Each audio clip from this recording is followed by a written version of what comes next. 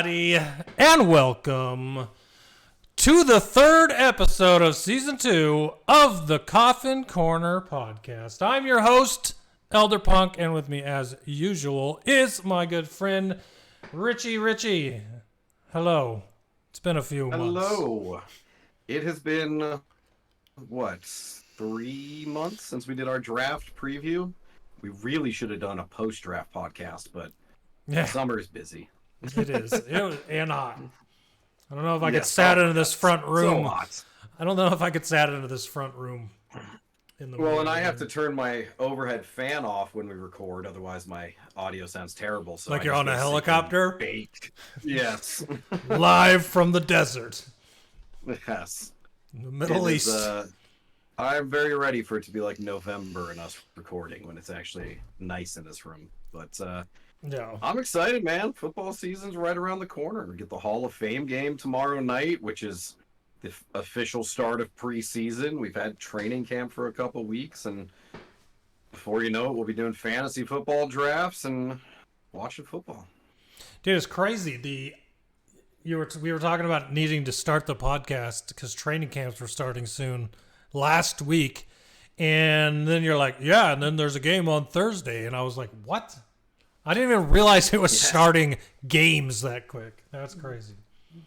So, and then I was looking at already have some games. The first week of the season, the Lions play on a Thursday to start the season against the Super Bowl champions. Yeah, I'm like, what is this starting game? Yeah. I don't like that. That's a big test, man. Yeah. Hey, but you'll get to watch it. You're off Thursdays. You get to watch it. That'll be fun. We'll be off foreplay. We'll do our Thursday night foreplay on that. That'll be good times. Over under on Jared Goff touchdown passes. Oh God, under 3. Under 3.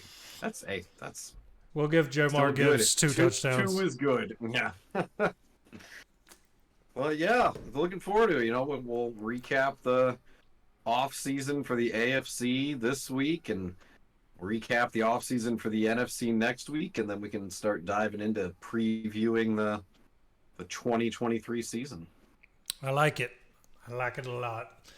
I don't think that we're gonna do like last season. I mean, we haven't really talked about it, but it sounds like it'd probably be better for us to not dive deep into every preseason game, but kind of like dive deeper into some of these players, kind of like a fantasy preseason, because there's a lot of things going on as far as quarterback battles, wide receivers on new teams, running backs on new teams.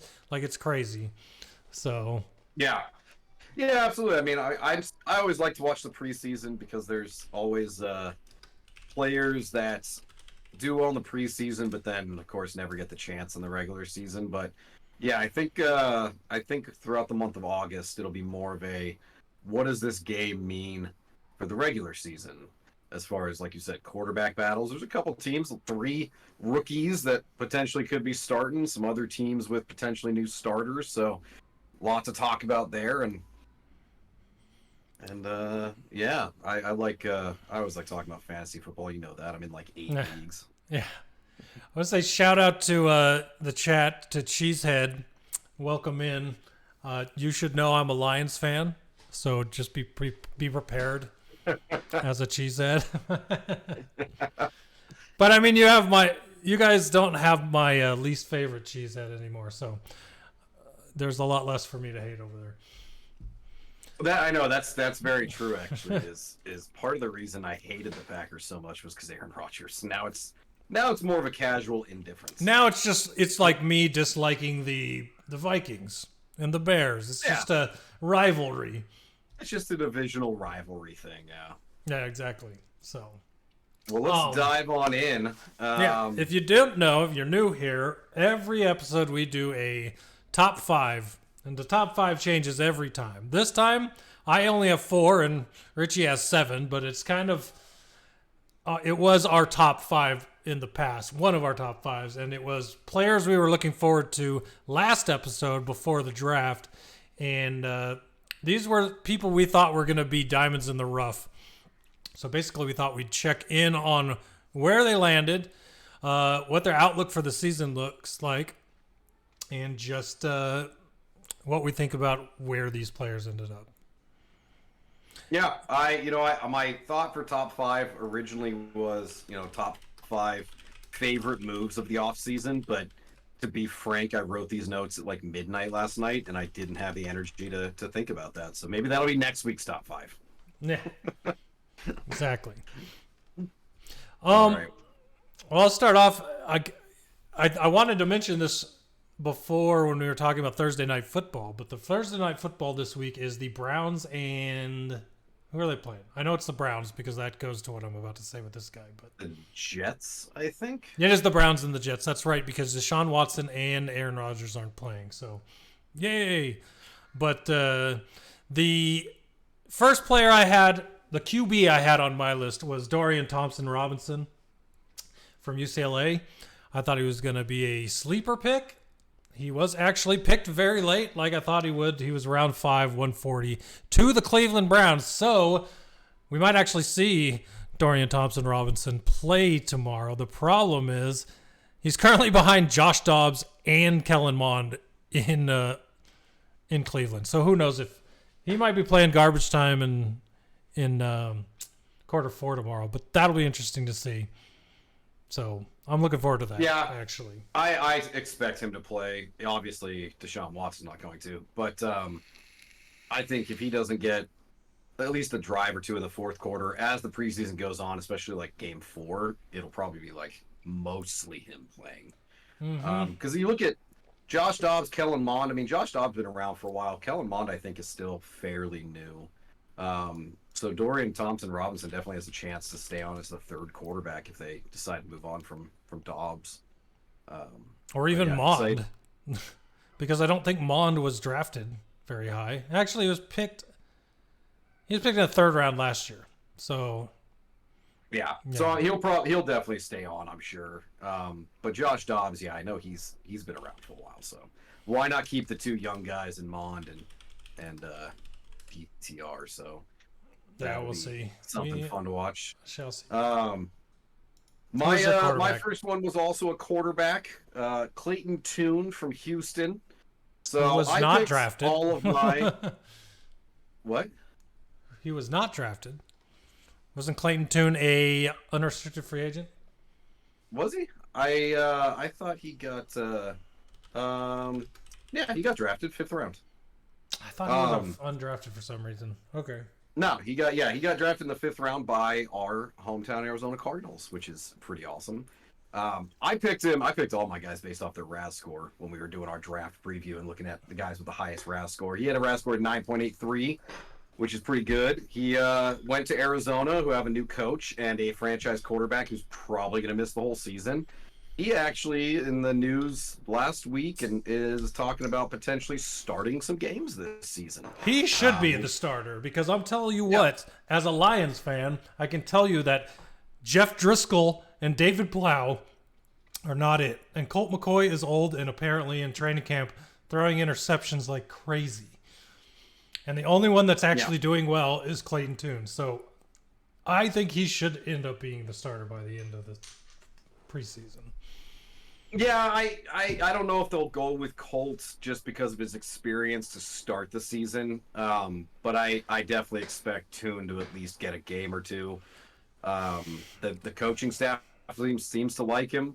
Front office seems to like him. If he plays well in the preseason, which that'll be another fun one to watch throughout the preseason, see how he does. He could definitely start some games, which is a good opportunity for him. See, the biggest thing for me here is Colt McCoy is, the outlook for the Cardinals in this year.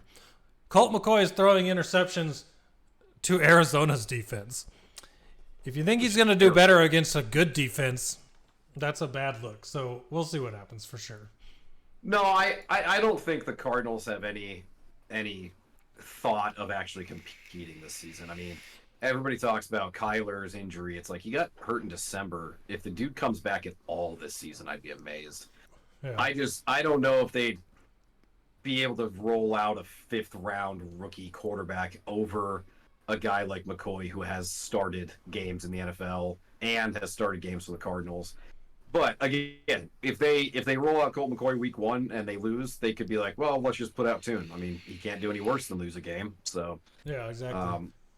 But again, if Toon lights up the preseason and looks amazing, yeah, they could absolutely just be like, you know what, we're going to roll with the rookie.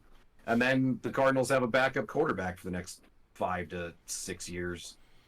That's not a failed backup quarterback of a Detroit Lions team.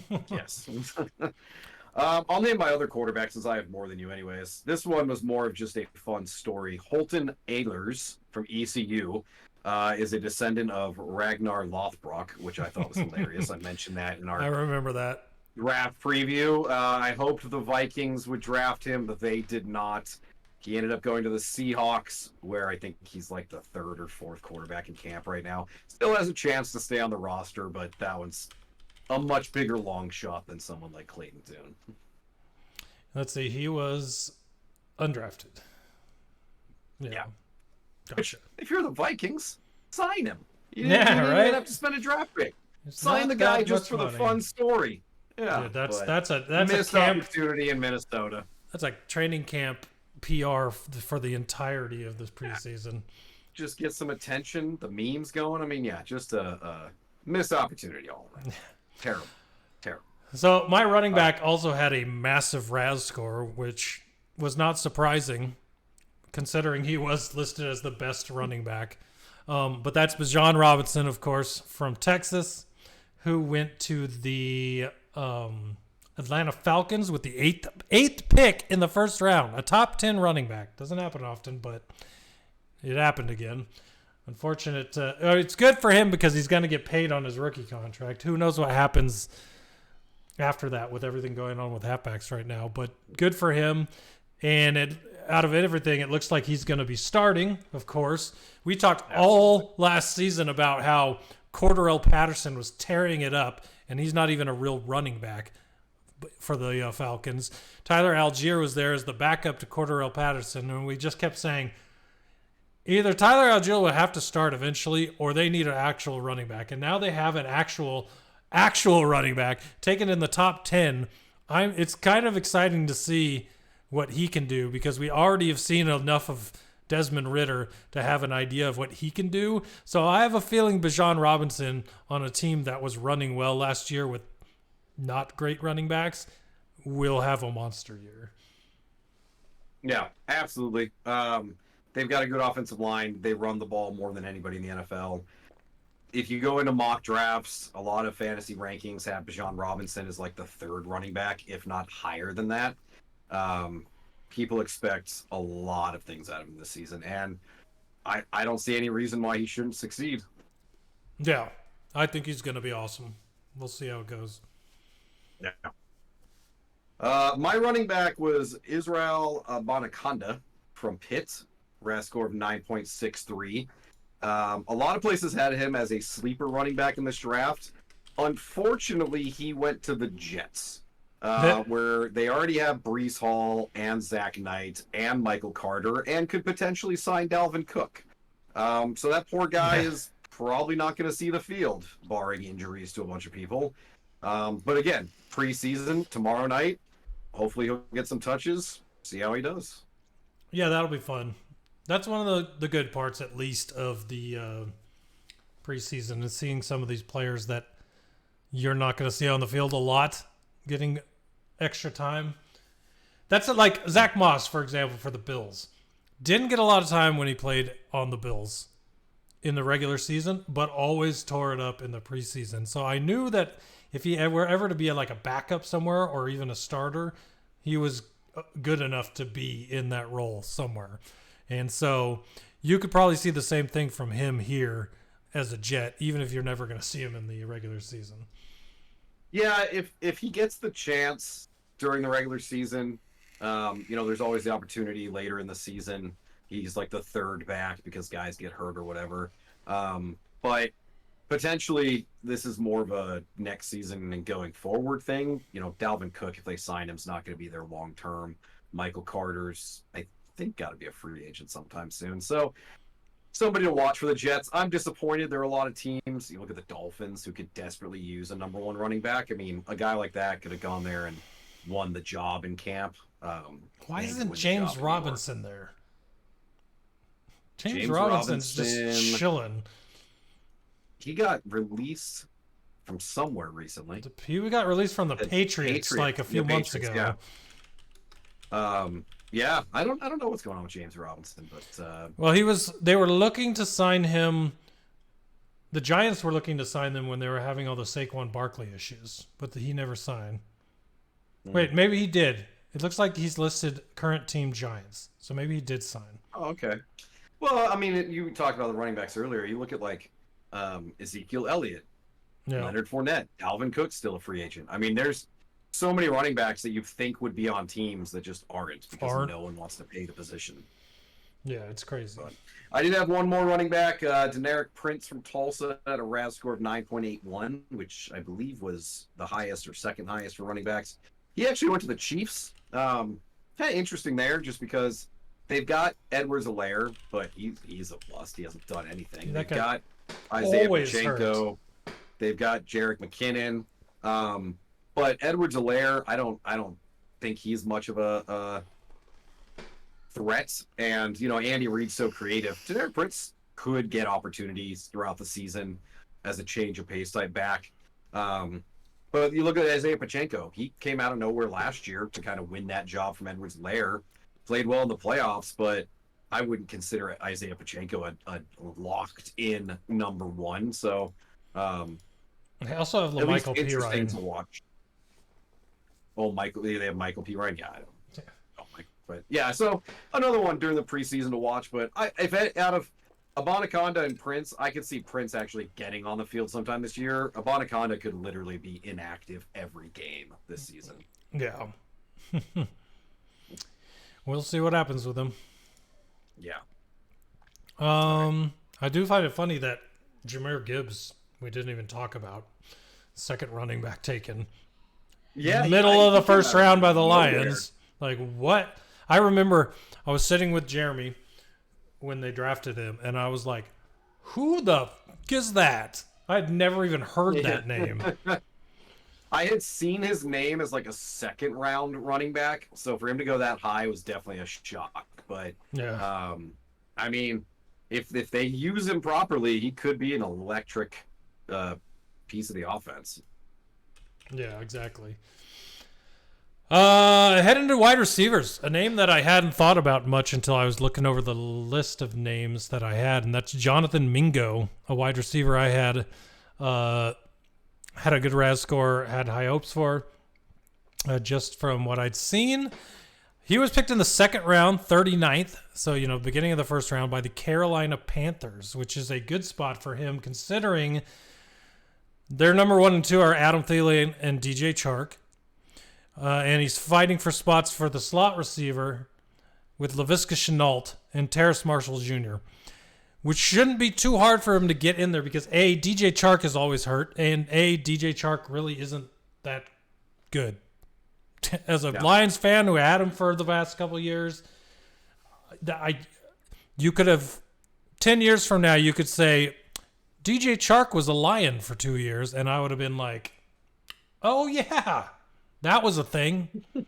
Nothing remarkable or memorable happened with DJ Chark on the Lions. So I think that Jonathan Mingo has a good chance of getting a lot of passes thrown his way this season. So that'll be good for him for sure, especially on the Panthers because they're going to be an interesting team, whether it's Baker Mayfield or, gosh, who's he going up against right now? For that QB. No, not Baker Mayfield was on the Bucks now. He was on the Panthers last year. No. Who's the Panthers quarterback then? It's the rookie. PJ Walker, I think, and then Bryce Young is the starter, though. Yeah. Yeah, there you go. Yeah. Yeah, Bryce Young, they've already said, is the starter. Makes sense. They took him number 1. I like Jonathan Mingo this year. I think the wide receiver room is completely open in my mind. I know Adam Thielen's a veteran and DJ Chark's a veteran, but Adam Thielen's also in his 30s. DJ Chark sucks. Shenault and Terrace Marshall haven't panned out. And Terrace Marshall was drafted by a different GM and coach. I think Jonathan Mingo is a second-round pick. He'll either be the slot receiver or he'll be one of the starting outside receivers. I think I think he's gonna have a good season. I've been targeting him as like my 5th receiver in a lot of fantasy drafts just because of if he Who's ends in up, front of him even by the end of the year. Yeah. Yeah. Well, and even if it's the end of the season, it's November and he's the number one, and by then that's fine. You know, it's like I don't need him in the beginning of the season, but by November, December, I think Mingo will be their starter or their primary receiver. Right. No, I'm with you. My receiver. Speaking of teams that needing receivers, Bryce Ford Wheaton from West Virginia had a RAS score of 9.97. Yeah, that was huge. I remember that. Yes, and he was lucky enough to go to the Giants, who have a bunch of receivers, but don't really have a bunch of receivers. They have a lot of names, but they don't have a true star. He could potentially turn into that star receiver, which is just a great spot for him to land in. I mean, again, watching preseason, seeing how he does, you know, it's going to take some time to beat out, you know, some of the people that have been there longer. But Daniel Jones, they just paid Daniel Jones a bunch of money. He needs a go-to guy. Listen to this list of wide receivers. So I've got three wide receivers deep for 4 different levels on the Giants, and he's not listed in any of those levels. So that's 12 wide receivers on the Giants in front of him, according to ESPN. Listen to these names. Isaiah Hodgins, listed as the number 1 somehow.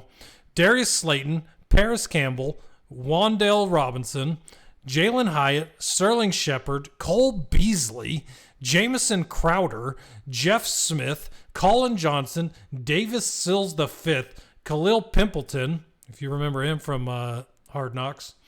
Yep. And then Bryce is somewhere in there. He was an undrafted free agent, so I could see them not listing him. But some of those names, you're like, who the hell are these people? You look at those names, and it's like, I think he'll win a spot on the roster. Again, something to bear watching during the preseason. You know, we'll track these guys during the preseason as well. But looking at that wide receiver room, I don't see how this guy doesn't at least stick around, even if it's as the 6th receiver. But yeah, good opportunity though. He's just got to take it. Exactly. Moving on to tight ends, I had Sam Laporta, who I was really actually excited about just talking about this dude because of I looked at all his stats at Iowa when I listed him on this list. He was the guy that was supposedly the next George Kittle. Iowa tight end. Lots and lots of catches, lots and lots of yards. Not a ton of touchdowns in college, but you know that can come, especially for a 6'3" guy. I think he's 6'3". He might even be taller. But anyway, Sam Laporta out of Iowa, round 2, pick 34. So very beginning of the second round to my Detroit Lions, and very happy about that, considering that tight end spot is wide open, despite the fact that Brock Wright, James Mitchell, and Shane Zylstra all had huge games after we traded T.J. Hawkinson. We have some good tight ends on the Lions, and then you throw him in there, and he's already projected to be the starting tight end. So, I'm very excited about Sam Laporta on the Lions. Yeah. Oh, yeah. I think that was a great pick by them. I do think Shane Zylstra, isn't his knee injury probably going to make him miss the whole season? He'll miss the whole season for sure. Yeah. But yeah, Laporta, Iowa, man, they churn out tight ends like crazy. So good on the Lions. Great draft pick by them. My tight end was Zach Kuntz from Old Dominion, who had the 10.0. I remember him. 10.0. Ridiculous. And he went to the Jets as well. So the Jets took my running back and tight end, which I like that. Too bad they have Aaron Rodgers. If I remember, I really like him. They do have Aaron Rodgers, and Aaron Rodgers doesn't really throw to tight ends. But just another good opportunity for him. I should have looked to see their depth chart. There's tight end depth chart. Tyler Conklin 1, CJ Uzomah 2nd, then some guy named Jeremy Ruckert and Kenny Yibua. Yeah.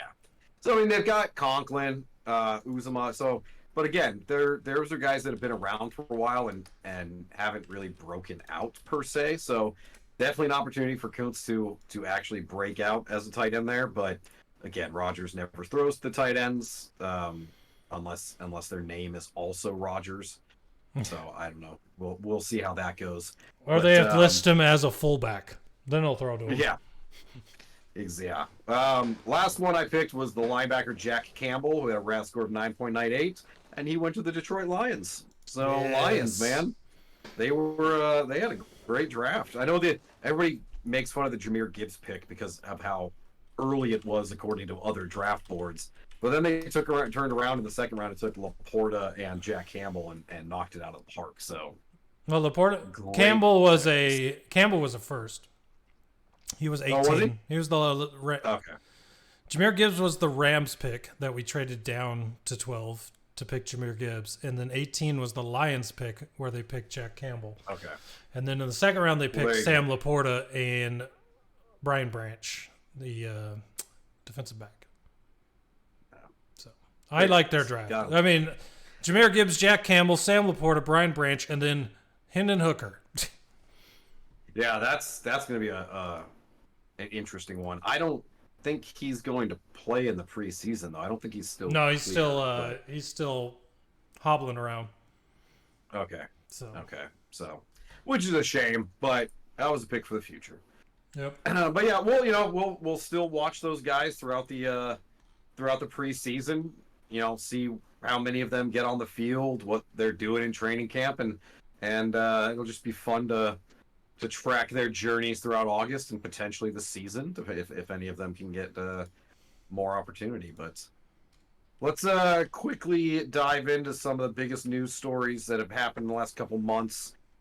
You spoke about the running backs, obviously Jonathan Taylor's situation over the weekend. It started with Saquon. Crazy.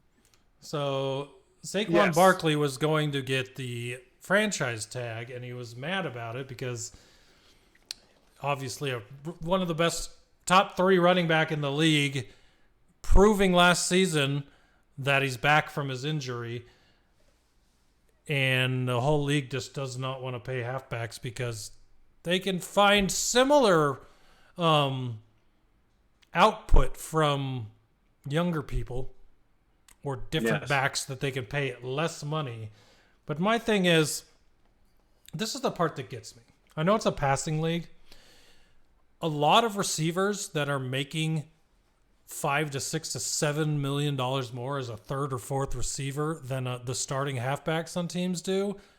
You can replace those receivers too with pretty much anything, in my opinion. Like, there are plenty of DJ Charks floating around the NFL ready to be play. So the fact that you don't want to pay the number one halfback on your team the same amount of money as you would pay the fourth receiver that's being targeted 25 times in a season just irks me. I don't know. It doesn't make any sense to me. But Saquon Barkley had this big, long thing with the Giants throughout the summer before he finally got a contract that didn't guarantee him $10 million like he would have got with the franchise tag, but it guaranteed him almost $11.5 million, but it didn't guarantee him that. He could make up to $11.5 million with incentives, and he was only guaranteed 9 or so. So, like, he didn't get as much guarantees as he would have with the franchise, but he had more potential money. It's just a weird situation that you're making this guy have to earn an extra $2 million, and then you're just throwing it at Sterling Sharp. Yeah. Or Sterling Shepard. Like, what? So. Yeah, if you look at, like, all of the spending that has gone into the quarterback position. That's another thing on that team. Yeah. The running backs, I understand the thought that, I can draft somebody in the 3rd round and they'll fill in nicely. And it's like, yeah, you know what? Maybe they will fill in. But there are certain players that are above average and exceptional in their position, and Jonathan Taylor is one of those. He is. It's not like James Robinson's asking for $10 million a year. I mean, Jonathan Taylor is one of the best running backs in the NFL. Yes, they could find a third rounder. He would not be as good as Jonathan Taylor. Like, he would fill in, he would carry the ball and move forward, but he wouldn't do it the same way Jonathan Taylor does. Not to mention that they now have a quarterback on a rookie contract. They're not pressed for money. Now's the time to sign him to a front-loaded deal. And then when Anthony Richardson's due for his extension, Jonathan Taylor will be all, in his 30s, and you won't have to pay him that much. He will probably be moved at that point. The thing is, the biggest thing for me with the running backs, right? Players like Jonathan Taylor, Saquon Barkley, Josh Jacobs, Ezekiel Eckler, who also had to fight to get money. What's the guy? Christian McCaffrey. Those types of players, right? You have to game plan for them, their name. Not the position, them as players. All these fill-in halfbacks, defensive coordinators are not having to build their game plans around stopping that halfback. These players are that good that the defensive coordinators have to focus on them to make game plans around them. If that's not an indicator of why you pay those players, that nothing makes sense to me, because defensive coordinators are like, teams are just going to run. No matter what, you're going to run. Whether you're good or bad at it, you have to run to set up the pass. Bad running backs, or running backs that aren't those ones that I named or the ones like them, defensive coordinators don't worry about them. But if you have to make a defensive coordinator worry about him, as well as your mobile quarterback or your pocket passing quarterback that throws for 300 yards every game while your running back's running for 100, that's why you pay those players. I don't know. It doesn't make sense to me. Yeah, anyway. I can understand if it's an older running, like Austin Eckler, for instance. He wanted an extension. He's 28. I can understand if the Chargers don't want to invest money in a running back who's past his prime, theoretically. But Jonathan Taylor's still... Wasn't he an MVP candidate last 25. Year? Eckler? Yeah, he led the league in touchdowns. Yeah. But that's the thing, is you don't want to extend a 28-year-old 4 years, and then all of a sudden, in 2 seasons, you're paying him $15 million a year, and he's falling off the cliff. Like, that I can understand. Jonathan Taylor at 25, I think, he's in the prime of his career. This is when you pay him. This is when you pay him, and he continues to, run well for your team for another 3 to 4 years. Yeah, exactly. And again, it's not like the Colts are pressed for money. It's not like they're against the cap and, we can't. Like, you absolutely could. Jim Irsay just doesn't want to because of his comments about the CBA and negotiating in bad faith, and then talking to Jonathan Taylor, who then wants a trade. It's ridiculous.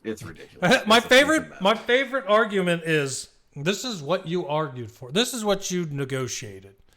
As if you cannot go above and beyond because that's what they negotiated. You could pay him. That is not against the CBA. You just refuse to, because that would mean you spend money and reward someone, even though you don't have to. That's what the average NFL spending at the running back position is 11.1 million per team. That's the average for all of the running backs. For all of the running backs. The average for the tight end position is 11.9. Yeah. So we're paying tight ends who, if you're not how Travis many Kelce, teams can you not even name the tight end? Yeah. Unless you're a fantasy player. Then, there's some teams I couldn't name their starting tight end. I didn't know who the Jets' starting tight end was just now. Yeah, exactly. But yeah, it's ridiculous. It's a stupid argument by Jim Irsay just putting his foot in his mouth. For him to say that, and then make his star running back want to trade. It's like, okay, now you've got a situation. Say you do trade him. Let's see how good you do at the halfback position, because you're the one that said you could fill it in, right? Yep. Let's see how good you do with your rookie run quarterback or some journeyman veteran that you play before Anthony Richardson, before he plays, with some street halfback that you didn't have before you had to trade Jonathan Taylor because you said something stupid. Like, it's just dumb. Put your foot in your mouth and be dumb. This is what happens. Like, that is that when you sent that text about that and I read through what had happened, I'm like, this is karma. This is the best karma NFL situation I ever seen. And then the fact that they want to put him on the non-football injury list with back pain, and he's just standing there in front of the media constantly like, I haven't reported back pain. I don't have back pain. Anyone saying I have back pain, I don't know where they're getting that from. Like, yep. It's hilarious. Well, and they want to do that because they can claim that he injured his back away from the team facility, which means they wouldn't have to pay him. So they could put him on the list this entire season, not pay him. Yeah, exactly. And I believe this season wouldn't count towards his years of service, so he wouldn't become a free agent. It's going to be interesting to watch what happens. But it's right now, it's just such a dumb situation. All I can say is that I'm glad it's not one of our teams doing stupid things like this. Yeah, and that is going to transition into the next biggest news story for me personally, is that Dan Snyder is gone. Finally. We can hold your shit up higher. We can only see the I survived. There you go. Okay, there you go. I survived the Snyder era. Snyder here. I got a mug. I can put that. Yeah. Boom. 24 freaking years of that idiot. That's why watching this Jim Irsay stuff, I'm just like, this is what Snyder would have done in this position. So it's nice to not be a fan of the team doing the dumb things. Like, it's just great, man. It's just great. It's an excitement around the franchise that I haven't felt since the early 90s when I was like 10 years old. So it's freaking fantastic. I can't wait to see what happens. But it also means that Ron Rivera is probably coaching his last season with the team, because the new owner, unless we make the playoffs and have a great season, is going to want to come in and install his own GM, head coach, trade up for Caleb Williams, make a big splash, all that crap next season. Yeah, it's just, I don't know if you've seen the pictures from training camp, but they've done fan days, and they've shown last year's fan day when there were like 4 people in the audience, and this year's fan day where there's like 200 people, and they installed bleacher seating because they had so many people. Like, it's freaking awesome, man. It's a crazy how many people will hold to their morals of not supporting someone like Dan Snyder, and then once he's gone, they're like, all right, I'm back at it. I'm ready. Yeah. It's a new day. I don't know if you're implying that I didn't hold to my morals because I supported the team the whole time. No, the people that didn't. I'm talking about people in Washington who didn't show up to training camp. I know. But secretly watched in their homes. Yeah. You couldn't just show up to training camp if you wanted to. They never, like, home games became a joke. Like, watching the Commanders or football team or Redskins play home games was a freaking joke. Like, they'd be like 80% visiting fans because no one in DC, A, wanted to pay the price to see crappy teams, and B, just gave up on the whole Snyder-owned franchise. But I'm really excited for week 1. We actually host the Cardinals, which is great because one of my teams is going to win. But I'm really excited to see a home game week 1. I really want to see a good showing by Commanders fans. Speaking of playing the Cardinals in week 1, this just reminded me, side note, I made 2 season-long bets today. And one of them was on the Cardinals. Can you guess what I bet on the Cardinals? Did you bet for them to win the Super Bowl? No, I did not get that stupid. Hey, I did. It's like 900 to 1 odds. I know Actually, there was like 9. No, it was way more than that. Because the odds for them to win their the odds for them to win their division was 2,700. Plus 2,700. So yeah. I made that bet too. I bet for them to win the NFC West, and I bet $5. So if I win it, I make like 170 something. So yeah. The other one I bet was I did a couple Defensive Player of the Year, and if you can guess who I picked for that, exactly. Abe Hutchinson. Yeah. I did a bunch of future bets last week. I did do the Cardinals to win the NFC West. I did them to win the Super Bowl, which was plus 18,000. So $5 wins $905. Yeah, exactly. I mean, it's not going to happen, but for $5, I'll take that $900 if it does happen. Right. I bet on the Lions to win the Super Bowl, plus 2,200. The Commanders plus 6,500. The Bears plus 6,000. I bet on all of them to win the divisions as well. And then I actually did a bunch of rushing prop bets. So like Bijan Robinson, most regular season rushing touchdowns. I bet $1 to win 15. Because I'm like, why the hell not? So I did a bunch of future stuff. Yeah, the Aiden Hutchinson one was $1. I bet $1 and I'd win 75 if he wins. So yeah, that's pretty good. I did this one's pretty cool. It's a 5-leg parlay of Bijan Robinson, Najee Harris, James Conner, Miles Sanders, and Dameon Pierce, all to rush for 6 or more yards. Or not touchdowns, not yards. Touchdowns. So like each one of them gets 6 or more rushing touchdowns throughout the season. So I bet $1 I'd win 13. But yeah, I've never done future bets before, but I was in the app because I was like missing it. I was like revisiting, the FanDuel Sportsbook app because it's been a while since I bet anything. And I saw future bets and I'm like, I'm going to put some out there.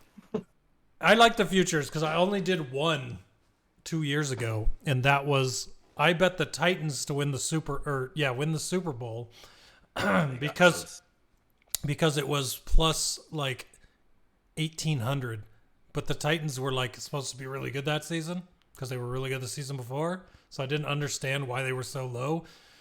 They made the playoffs and they won their first game, and they barely lost, making the AFC championship. I was so pissed. I was like, man, I waited all season. They were number one and everything. Future bets are fun. They are fun. We'll have to. I don't know if you end up doing any of the prop ones for positions. It's something we can track throughout the season, which I think would be fun. Oh yeah, for sure. I did some rushing. I think I did some passing. I didn't do any receiving ones, but yeah, they're pretty fun. But yeah, so yeah, Dan Snyder's gone. Hooray, hooray! So that was the other big story. I mean, there were a couple player movement stories, but we'll get into that as we talk about the teams. AFC this week, NFC next week. So we're not going to recap that. Was there any other news during the off season that you thought was noteworthy? I'm sure there was, but at this point, I can't think of it. So, all right. Well, let's dive on into the teams because last year, our first podcast, I think we previewed the whole NFL. The whole NFL. And it took us 3 hours. Yeah, that's why we broke it up. This episode's already going 45 minutes. So we need to dive into the AFC. Otherwise, this is going to turn into another 2-hour podcast. So let's dive on in. So Cleveland Browns, first one up, AFC North. They finished last year 7-10. Some key losses for them. Not a lot, but 2 big names, Jadeveon Clowney and Kareem Hunt. Which I actually like because it means Nick Chubb gets even more carries. I don't even think Clowney did anything last season, so he was not very effective as he was 2 years ago. They did add a lot on the defense. They actually traded for Zadarius Smith recently, so he fills Clowney's spot. They signed Dalvin Tomlinson, Ogabanya Okonkwo, great name, Juan Thornhill, Anthony Walker, Rodney McLeod, Mike Ford. So a lot of defense. They went massive defense. Yeah. Which makes sense. They already had a pretty good offense. They also traded for Elijah Moore. They got Nick Chubb. They've got Deshaun Watson, Amari Cooper. So I mean, they invested heavily in their defense, which makes sense. In the draft, they did not have a first or second round pick because of the Deshaun Watson trade. They took Cedric Tillman and defensive lineman Siaka Ika in round 3. I only added the first 3 round picks to this. I didn't want to dive into the entire draft class for every team. No. But a lot of people expect the Browns to be better this year. Makes sense. Deshaun Watson will be there the whole season. I'm assuming you pulled these. Sports Illustrated has them finishing 8-9. NFL.com 9-8. What's PFN? Pro Football Network. Okay. So 10-7, CBS 7-10. That's weird. CBS has them 7-10. Yeah, they're basically on average. They figure about either 8-9 or 9-8 average. So yeah, I think if you averaged all Sports Illustrated, NFL Network, Pro Football Network, CBS, and Fox together, they'd be 8.5 and 8.5. So you can go one game over or one game under 500 for the Browns, which I think what they should take, considering they did wind up 7-10 last season, but before Deshaun Watson had come back, they were very bad. So with Deshaun Watson ready to go for an entire season, I actually lean more towards the 9-8, 10-7 records on this than I do the other ones, but I'm not looking directly at their schedule to say that. I just feel like they should win more games with him around the entire season. Not to mention Amari Cooper, Nick Chubb, and Deshaun Watson for a full season. That is a potent offense. So yeah, absolutely. I think the hardest thing for the Browns is that they play in such a tough division. Yeah, for sure. Yeah, but I think 9-10 wins is pretty good. I think that's where they'll land. Could do better. They could end up at 11, 12 wins and definitely be a playoff team. But I don't see them being bad unless people start getting hurt. Yeah, for sure. Because if Nick Chubb were to go down, they'd be in struggle town. Yeah, Chubb or Watson. If they stay healthy with that much talent and all the talent they had on defense, absolutely 9 or 10 wins. For sure. Pittsburgh Steelers last season finished 9-8, which starting a rookie quarterback, that's not that bad. Key losses: Cameron Sutton, Devin Bush, Chris Wormley, Terrell Edmonds. So they lost a lot on the defense, but Bush is a great linebacker, Sutton great defensive back. They added thanks for him. I appreciate that. They added Isaac Simalu, guard. They added Allen Robinson, which means nothing to me. Yeah. Okay. Well, he is a name. He used to be a name. Yeah, it's like, oh, congratulations. Nate Herbig. They added a punter, Brandon Mann. Keanu Neal's a good safety. Patrick Peterson. I loved him 10 years ago. Cole Holcomb. Landon Roberts. Linebacker Cole Holcomb. Him last. Oh, okay. Because I loved Cole Holcomb as the Commanders linebacker. I am very sad they did not re-sign him. I know they tried, but I guess they just didn't want to match the Steelers' offer, which is a shame. I loved his attitude. He was funny, good personality, had a freaking mullet, and was just a tackle machine. Dude was always in on plays, always making tackles. So I'm curious to see how he does in Pittsburgh. I'm hoping he continues to succeed because, again, I big fan of Cole. In the draft, they actually had some 4 picks in the first 3 rounds. Broderick Jones, a tackle, Joey Porter Jr., which I love that they ended up with Joey Porter Jr. I hope. That's pretty huge. Yeah. Keanu Benton, defensive end, and then Darnell Washington, tight end, who's getting a lot of hype. So they filled all their lost spots with additions and draft and good draft spots. So if let's say Patrick Peterson is washed, Joey Porter is right there. They just drafted to fill the Cameron Sutton spot. Keanu Neal in for Terrell Edmonds. There's not a whole lot missing there. They've added while filling what they lost. So I feel like I like Kenny Pickett. I like their halfback. What's his name? Oh, Najee Harris? Yeah, Najee. To have Najee Pickett having a good rookie season for when he started, and then to add more targets like Allen Robinson, that Darnell Washington rookie tight end, I think things are looking good for them. Because I remember last year we talked about the Steelers in the preseason, and we talked about them not having wide receivers. So them adding Allen Robinson in with Deontay Johnson and George Pickens, who turned out to be very good, that just really solidifies a decent top three. Not to mention having Pat Freiermuth with Darnell Washington at the tight end spot. So, yeah, they're looking decent.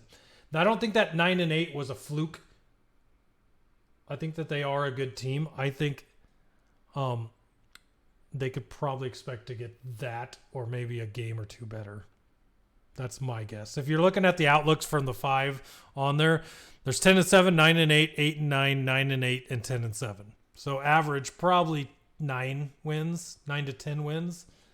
And I'd agree with that. I think what they added and what they had and remembering what they did last season, that would make sense to me. Yeah, absolutely. I agree. I think Kenny Pickett, there's a big opportunity for him to take that big year 2 leap that quarterbacks either take and become good starters, or they don't take and then they flame out. I think he's in position to develop into a pretty good quarterback. George Pickens looks like he could be, a breakout receiver this season. And like you said, they filled all the holes they lost, which is the Steelers are that franchise that just continually chugs along. They do a great job of retooling in one off season. Again, if they were in a division, a different division that wasn't as tough as the AFC North, they could probably easily win 12 games. In this division, 10 games, I could definitely see that happening. I don't see them having a terrible season if everybody stays healthy. I mean, even if they split the divisional games, they'll beat up on the rest of the NFL and could still get to 9 or 10 wins. Absolutely. Baltimore Ravens finished last season 10-7, which is amazing considering Lamar Jackson missed a lot of games. Tyler Huntley, Pro Bowl quarterback Snoop Huntley. I was about to say, their Pro Bowl quarterback really led them to a good season. Pro Bowl backup Snoop Huntley. Actually did very well for them. They did finally sign Lamar to a long-term deal in the offseason, so he should be out there every game if he's healthy. They did lose Ben Powers, who's a good guard, Marcus Peters, Justin Houston, Josh Oliver. They loaded up at receiver, though, with Odell Beckham Jr., Nelson Aguilar, and drafting Zay Flowers. So they definitely surrounded Lamar Jackson with a lot of weapons. Yep. Which is fantastic, but the problem is he has to throw the ball, which he doesn't do. So it doesn't matter who the person is, the ball has to be in the air for them to catch it. So we'll see if he actually throws the ball this season. Yeah. To anyone not named Andrews. He's had an issue throwing outside the numbers. He's a middle of the field kind of guy. They have a completely new offensive coordinator this year, and they apparently want to air the ball out more. We'll see if he can do it. He hasn't shown that he can yet, but he's got a lot of good receiver targets now. So who knows? Maybe he goes out there and throws for 4,000 yards. And the craziest part is, unlike a player like Justin Fields, who I will talk crap about, Justin Fields doesn't win games. Lamar Jackson wins games despite not being able to throw. That is why, despite the fact that we're talking about him, maybe he'll learn to throw this season or be better at throwing, right? He still wins. And for him to be back, hopefully, for an entire season, 10-7 is a floor, in my opinion, as far as record goes. Pro Football Network has a 9-8 record for them. I don't see that. But you've got 12-5, 11-6, 2 10-7s in there. That is definitely where I foresee this team, regardless of how that passing attack goes. Whether it's bad to start the season and he learns to get better towards the end of the season, or he never learns and he just continues to do Lamar Jackson things over the entire season. They're going to be a good team. Yeah, he's still going to run. That's the thing, is he's still, even though the offensive coordinator wants to throw more, it's Lamar Jackson. He's still going to scramble. They're still going to call zone reads. He's still going to run. They've still got J.K. Dobbins at running back. I think they've got, who else do they have? Let me look it up real quick. Gus Edwards. Gus Edwards. Oh, they signed Melvin Gordon too, and Justice Hill. So I mean, they've got running backs. They've got Lamar Jackson. So they're still going to run the ball. They've got a lot of weapons at receiver to throw the ball. Their defense is still very talented with Roquan Smith and Patrick Queen, Kyle Hamilton. So I mean, they are going to be successful. I agree. They finished 10-7 last year, and that was without Lamar most of the season. I think 10 wins is a floor for them. I could see 11 or 12 easily. Yeah. But all right, last one, the AFC North. Cincinnati Bengals, of course, they finished last year 12-4 because they're awesome. But despite the fact that they stunk to start the season, and everyone was like, "What is this? Is this the same team that went to the Super Bowl last year?" Yeah. Didn't they start the season with like 2-5 or something, 2-6? I can't remember how they started the season. But, it was not great. I mean, they bounced back. Joe Burrow found a way. I remember us talking. Let me look because it was a huge comeback to end the season, and I don't want to discount it. Like, they had a massive winning streak going into the playoffs. Let's see, they started the season 2-3, and then in the season they had a 1, 2, 3, 4, 5, 6, 7, 8 game winning streak. So, yeah, they got all their losing out at the beginning of the season. And going into the playoffs, they looked like a freaking force. Yeah, and that game against the Chiefs in the playoffs, I mean, that was an exciting game. I mean, that rivalry is a lot of fun to watch. But no reason to expect the Bengals to be any different this year. They lost Jesse Bates, Von Bell, Hayden Hurst, Eli Apple, Samaje Perine. But they did sign Orlando Brown, great tackle, Jermaine Pratt, Nick Scott, Irv Smith, great tight end from Minnesota, Terrell Basham, Cody Ford, Sidney Jones. Drafted defense in the first 3 rounds, Miles Murphy, DJ Turner, Jordan Battle, which, again, makes sense when you've got that offense and you've already got all those weapons. Load up on the defense. Yeah, I would say if I'm looking at that team from a surface level looking down at what they lost with Von Bell, Bates, and Eli Apple gone in the secondary, and they picked up a few names, but their names I don't know. And that would be my biggest thing is if their secondary's as good as or close to good like it was before, that would be the only thing that worries me right now looking at it on paper. Yeah, I know that DJ Turner and Jordan Battle, who they drafted, Jordan Battle was one of the better safeties in the draft, DJ Turner. So they did load up with some rookies. Sidney Jones is not terrible. I'm not familiar with Nick Scott at safety, but yeah, they might be a little worse off in the secondary, or they might be exactly the same with the people they slot in. So, but when you have that offense, you're just going to win shootouts. If your defense can't stop anybody, then you just win games 42-41. The big thing for them is Joe Burrow's injury in training camp. They say it's nothing major, just a calf strain. Not going to see him play in the preseason at all. No surprise there. But as long as he's healthy going into the season, they should have no issues, in my opinion. Again, projection-wise, a lot of 11 wins, some 13, 14 wins. I don't see why they wouldn't win this division. It'll be close. The Ravens could knock them off. But something catastrophic would have to happen to Cincinnati for them to miss the playoffs. All right, so we're at the end of this division. Who do you think wins it? I was actually going to ask you if we wanted to do our a full record projection going into the season, write down what we think everybody's records are going to be. We do our pick 'em during the season for each game, but we could also do me and my dad do this actually, where we kind of like what Sports Illustrated does, where they project everybody's record, and then at the end of the year we look back to see how we did. So do you want to? So let's do that, but let's do that on episode. We don't have to do the records, but let's prepare them for episode 5. So the week after we do our NFC preview, let's talk a little bit about our predictions for records. just offline looking at the schedules and like doing our own thing, right? And then we can come back and talk about that on episode 5. And then on this podcast, we'll just pick who we think is going to be. All right, just top. You can change it, but let's top down right now. Top down right now. If you had to pick who you thought would win the division.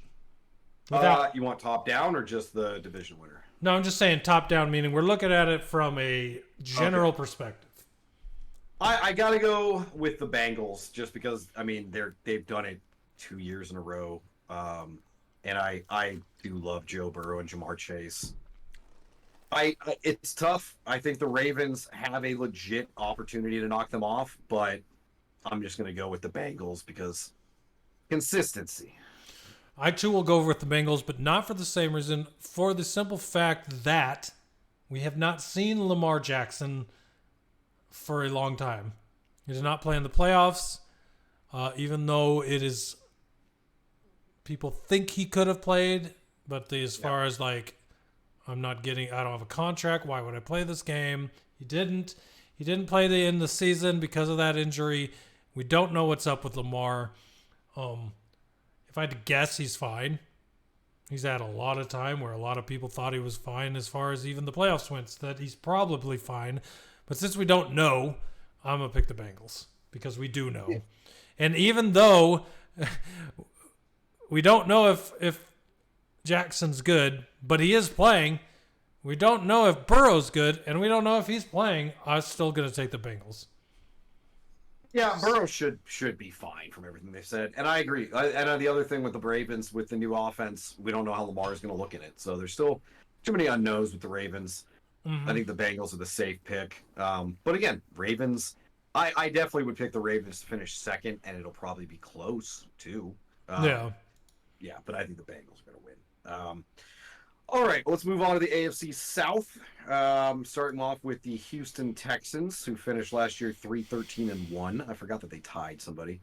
Wasn't it the first game of the season? I think it was. Well, it was week 1. They tied someone. They didn't have a lot of losses, which you would expect when you're a bad team. There's not a lot of notable people that go other places. But Ogabanya Okonkwo, Rashawn Green, and Brandon Cooks got traded to the Cowboys, which at this point in his career is meaningless. They added a whole bunch of people. Yay! I remember Cowboys fans being just over the moon. And I'm like, what year is it? Like, Brandon Cooks is old and also hasn't done anything. Like, why do you think that Brandon Cooks is going to win you a Super Bowl in Dallas? That makes no sense to me. Because like Cowboys fans think everyone's going to win him a Super Bowl. I'm not saying he's bad. I'm just saying he is not the Brandon Cooks that was drafted and was amazing, that everybody was like super high on. Cowboys fans will take, like, if Ben Roethlisberger broke his leg and retired from the Steelers and they didn't have a quarterback and he was like, I'm coming back. Cowboys fans, just because it's Ben Roethlisberger, would be like, we're winning everything. And it's like, no, you're not. I'm sorry. He's old. He's hurt. There's a reason he retired. But they're like, but it's Ben Roethlisberger. I don't know. Yeah. Cowboy fans drive me crazy.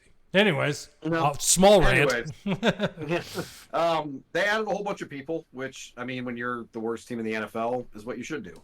Shaq Mason's a good guard. They traded for Dalton Schultz. I like him, tight end. I think it's going to be starting for him. Jimmy Ward. Denzel Perryman. They added Robert Woods, which at this point, Robert Woods and Brandon Cooks are the same receiver to me. Just names that were big a couple seasons ago, but at this point, who cares? Hassan Ridgeway and Steven Sims is an ex-Commander or Redskin, so that's always a name I recognize. Big thing for them was the draft. They had 2 first-round picks. They had third with C.J. Stroud, and then they traded back up to 4, which was awesome, to take Will Anderson. So they got 2 top 5 picks. That was a very Dave in Madden move. They drafted center Juice Scruggs in the 2nd round and wide receiver Tank Dell in the 3rd round. Which I have heard was the wide receiver that C.J. Stroud wanted. Yes. So if you're thinking about wide receivers, if you're in a dynasty league looking for wide receivers to draft, Tank Dell is one of the ones to be looking at. Yes. Here's my issue with Tank Dell. Tank is an ironic nickname because he's 5'8", 165 He's small. pounds. He's tiny. But I weigh more than this guy. So is former Cardinals receiver, now Jacksonville Jaguar receiver. What's his face that tore up the league last year? Kirk? Yeah, Christian Kirk. Christian Kirk's 5'10", 5'11". So he's got 3 inches. Listen, if you're under 6 foot, I don't care what the number is next to the 5. You're short.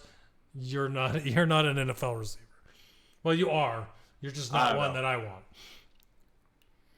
I don't know. I'm not saying Christian Kirk is a physical specimen. But you're talking 5'8", 165 pounds. That's an inch taller than me and 5 pounds lighter. He's as tall as he's tall. An inch taller than Kyler. And everybody talks about Kyler's height. Tank Dell?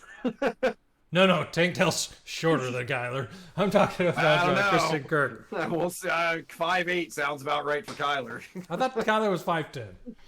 That's what they claim. Did you? But anyways. Never mind.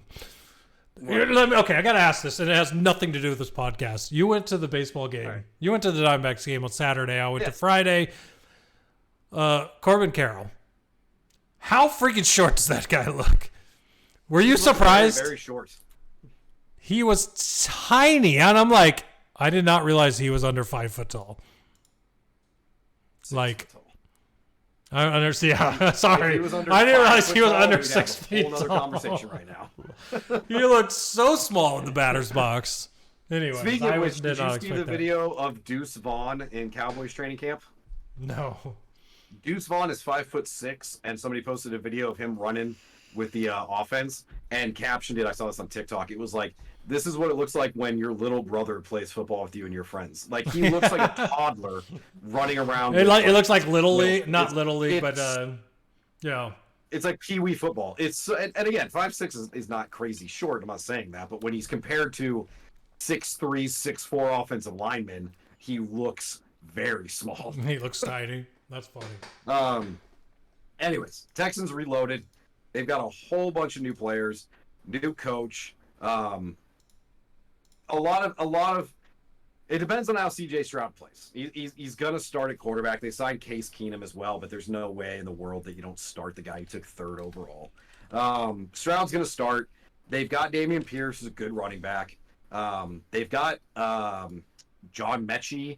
They've got Nico Collins. They drafted Tank Dell. I mean, they've got young receivers. I'm curious to see how the Texans do. I'm very curious to see how they end up doing. Their projections that you found were all over the place. They're crazy. Yeah, 5 and 12, 2 6 and 11s, and a 7 and 10. I mean, that's a huge difference between 4 and 13 and 7 and 10. So, well, this is the funny part, right? Okay, there are people that think they're going to be as bad as they were last season. If you turn their tie into a win, and there's people that think they're going to be decently good, and I've heard people say so much as they're a sleeper playoff team. People are sleeping on them because they've put together a good quarterback, wide receiver, and halfback group that people are not going to see coming in a division where they could do something. And I'm like, no, I do not want that. Stop talking about that. The Cardinals have their 1st round pick. I thought it was going to be a top 5. They cannot be good. Let's just nip that in the bud. But there are people that have been talking about them as a sleeper playoff team, going from 3 and 13 to the playoffs.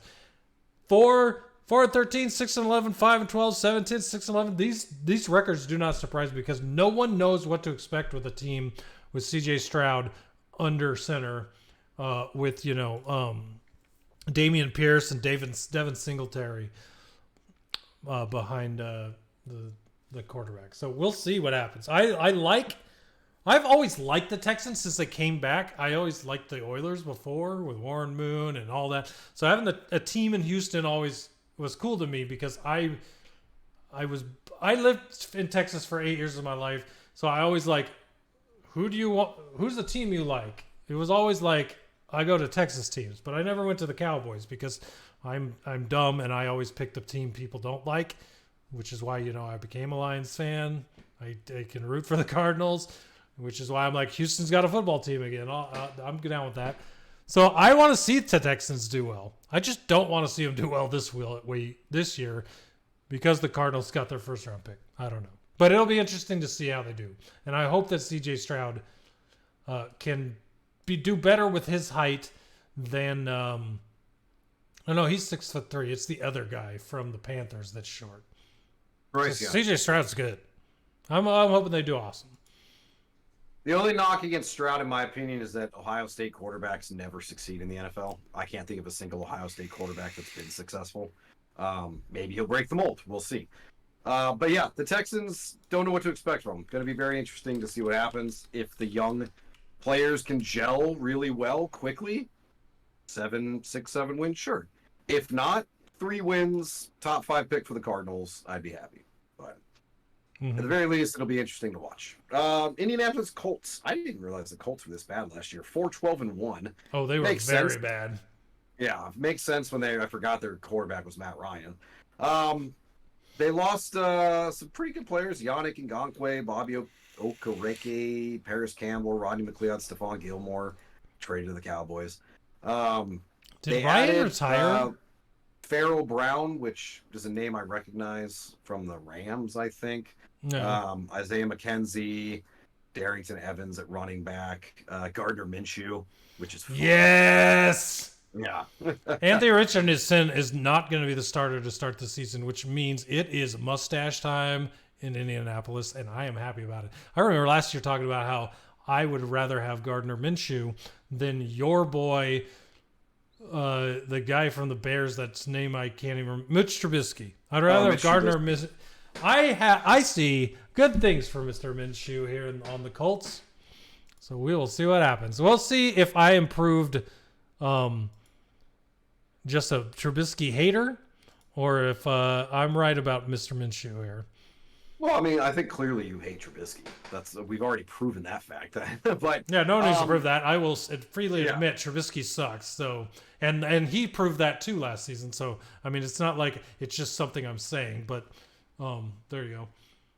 I'm curious to see if Minshew does start the season or if they just ride the Richardson hype train, because he's getting all kinds of hype.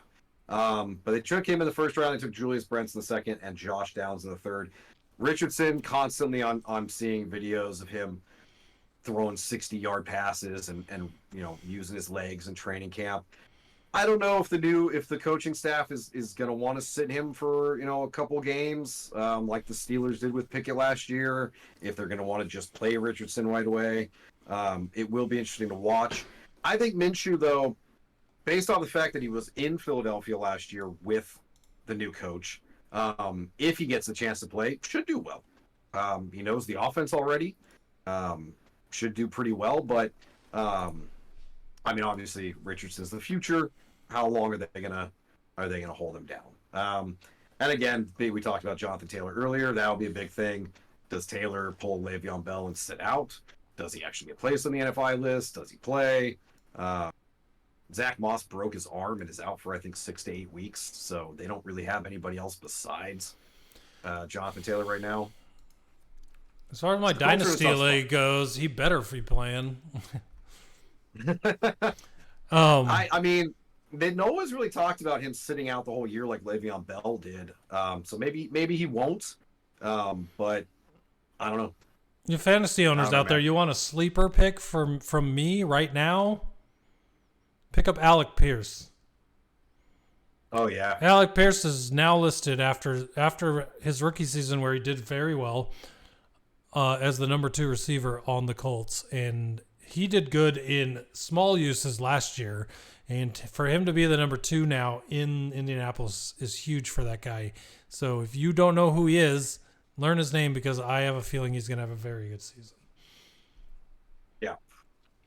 Yep. They've got, I mean, between Pierce, Michael Pittman, they drafted Josh Down. They've got good receivers. So, yeah, I like Pierce last year. It's funny. Michael Pittman is always consistent. I think he always finishes like a top 20 receiver in fantasy He just does it in a very unsexy way. You're like, great, you got me 10 points every week. Could you not have got me 20 one week? Yeah, exactly. But yeah, the Colts, 4 wins last year. Most places have them winning some more games. Sports Illustrated only had them win 3, CBS 4, 5 from Fox, 6 from NFL, 6 from Pro Football Network. So not a huge jump for the Colts. I don't think people expect them to be one of the worst teams in the NFL, but they're definitely going to be picking in the top 10 against next year, according to the experts, which makes sense to me. I don't expect the Colts to suddenly scream up from the bottom of the AFC South. They're rebuilding, and the rebuilding takes some time. Hot take: they'll finish worse than the Texans. No, I would agree with that. I think even if Jonathan Taylor played for the Colts, that place is on fire right now, and as good as they have it with a lot of the players that they are bringing in and working for that team, they're on fire right now. So yeah, we'll see what happens. Yeah, it's a shame, but one to watch. Moving on to the Titans. They finished last year 7-10. They lost a whole bunch of people. Josh Dobbs, Robert Woods, Austin Hooper, Taylor Lewan, Nate Davis, Ben Jones. Those are all great offensive linemen they lost. Offensive line. Yeah. As far as the offense goes, forget Robert Woods, Josh Dobbs, Austin Hooper. Those guys can be replaced, but a good line cannot be replaced. So that is where I look as far as I'm looking at record. What did you do to replace that offensive line? And then you were talking about the defensive guys before I interrupted you, but there are a lot of them there too, as their names you recognize. Yeah.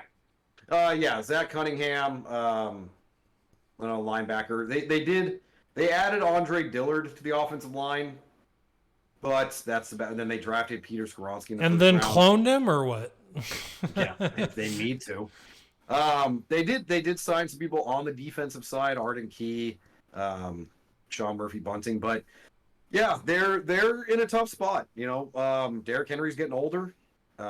They kept Ryan Tannehill, even though a lot of people expected them to cut him. They drafted Will Levis in the second round after drafting what's the dude's name in the third round last year from Liberty. Gosh, I'm completely blanking on that quarterback's name. Doesn't matter though. Yeah, everyone can forget about him because he was bad. Yeah, he was so bad that they gave up after like one season on him being the future. Yeah, that's why I wasn't surprised that Tannehill stayed. To me, Malik Willis. That's right. Willis, and they drafted Tajay Spears in the third round. Great running back. Probably back up Derrick Henry, who's getting older and getting banged up. But yeah, offensive line, losing that many players, you're not going to be able to run the ball. You're not going to be able to protect the quarterback. I think the Titans, and it's funny, they finished 7-10. Some places have them finishing 8-9. I think the Titans are going to win like 5 or 6 games. I think the Titans are really going to struggle. Yes, they signed DeAndre Hopkins. I'll say the Colts win 3 or 4 games, and the Texans win 7 to 8 games, and they're fighting with the Titans for a better record. Yeah, I can absolutely see that happening. I don't see the Titans. I don't know. I love. Well, the one thing you did not add for the Titans here was a wide receiver addition. Yeah, I just said him, DeAndre Hopkins. Oh, okay. I was gonna say DeAndre Hopkins is there now. Yeah, so DeAndre Hopkins is there. But again, with a offensive line, you lost that many pieces on. Tannehill's not going to have as much time. So now I'm looking at the names on their offensive line. And the only one besides Dillard I know is Peter Skoronski, and he's a left guard. So the left tackle and left guard are good. You're looking at center to the right tackle. Who knows what's going on there? Yeah, Mike Babel, that's their coach. But yeah, the Titans. Plus their right tackle is suspended. Uh-oh. The Titans always seem like they're going to be worse than they were last year, and then they still chug along and finish near 500. So another 7-win season could possibly happen. Vrabel's a great coach, but they definitely lost a lot of talent and seem to be working towards rebuilding. Tannehill's probably in his last year, and then maybe they'll roll with Levis, or maybe they'll be drafting high enough to take somebody else next year. two things always stick out to me about the 2020 online draft, and that is the Patriots coach's dog being on the camera for so long without any other human, and then Mike Vrabel's kids and all the weird outfits they were wearing. Well, whenever they panned to Mike Vrabel, just standing there, like every time they panned to that guy's house, it was like they planned a mini TV series that they were playing out every time the camera panned to their house. Yeah, they like to do a lot of bits, which made it even more entertaining. It was awesome. But unfortunately, that was more entertaining than their season might be. So there you go. Absolutely. All right, last team, clearly the best team in this division, the Jacksonville Jaguars. Finished last year 9-8. They really came along as the season went on. Trevor Lawrence seems to be getting to the point of where people thought he would be after went number one, of potentially being a top 5 quarterback in the NFL. He's good. I like Trevor Lawrence. Good. Me too. I think he's going to continue to develop. They did lose Marvin Jones back to the Lions, but they get Calvin Ridley from the Falcons, which is a hell of a trade. Oh, yeah. That's huge. Jawan Taylor. Yeah. Christian Kirk and Calvin Ridley? What a 1-2 there. Yeah. They didn't add a whole lot, at least names that I recognized. Michael Dogby was from the Cardinals. I recognize that name. To Ernest Johnson. That guy's a special teamer. Big-time special teamer. Yeah. They re-signed Evan Ingram. They drafted Anton Harrison, tackle, Brenton Strange, tight end, to go with Evan Ingram. That's great tight ends. And then drafted Tank Bigsby in the 3rd round. So the Jaguars, I think they're going to continue to get better. I think they won 9 games last year. They win at least 10 this year, in my opinion. Yeah, so they were 9-8 last season. Your outlook has them all over the place. SI 12-5, NFL Network 9-8. PFN 9-8, CBS 11-6, Fox 10-7. I think they're probably at that 11-6 area. That would be my guess, especially with this division being so bad, and them just being in a spot where maybe they're not the best. Maybe they're not a top AFC team, but they are a top AFC South team for sure. So I see somewhere between 10 and 12 wins for this team. Better than I absolutely, I agree. They're clearly the best team in the division. I'm actually going to pull up FanDuel. I'm curious what the over/under on their wins is. I think they'll easily win 10 games. But yeah. Sorry, win totals. There we go. Jaguars. 10 or more games is -150. That's not bad, actually. But yeah, definitely. And again, to pick the winner of the division, like we did with the North, Jaguars. I mean, come on. They're going to win the South. I picked the Jaguars easy. Yeah. Awesome. All right. AFC West. Denver Broncos had a terrible season last season. Oh, God. I already love Sean Payton in Denver. Oh, absolutely. I mean, the whole Nathan Hackett versus Sean Payton drama already is just so funny to me. Yeah. Calling last year in Denver a clown show was hilarious to me. And I see all these people that are like, Sean Payton still thinks he's an NFL network analyst. I'm like, well, I mean, the guy's old. He's good. He's won Super Bowls. He can just say whatever the fuck he wants at this point. What's Nathaniel Hackett done besides be an offensive coordinator on the Packers and a very, very bad head coach for the Broncos? So, and then of course, Robert Saleh, the Jets head coach who hired him as his offensive coordinator, is going to say anything to not make himself look bad for hiring him. But that whole thing back and forth is hilarious to me, especially when you factor in the fact that the Broncos play the Jets in week 4. So yes, that is the best part to me, because I cannot wait for that week 4 matchup between the Jets and the Broncos. That is going to be hilarious. My favorite thing about that story was when Aaron Rodgers came out to defend his offensive coordinator and said, he's my favorite coach that I've played with in my entire career, which is probably true because Nathaniel Hackett just does whatever Aaron Rodgers wants. Nathaniel Hackett didn't actually coach Rodgers. He just did whatever Rodgers wants. Of course Rodgers going to love that. That's like LeBron naming a favorite coach. It's like, okay, who cares? Every coach you've ever had, I don't remember them because they didn't matter.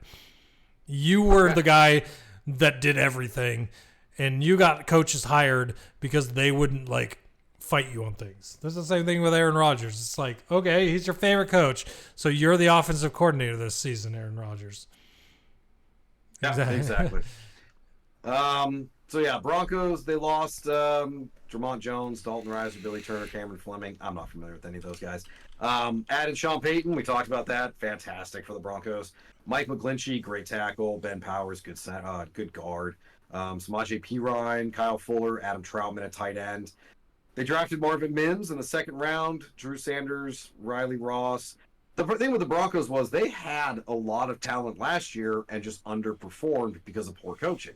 Now with Sean Payton, the Broncos could absolutely turn things around. Going 5-12 last year, easily could win 8-9 games this season, depending on how Russell Wilson looks as he continually gets older. And Javonte Williams coming back from injury, if he's healthy. Samaje Perine's a great backup.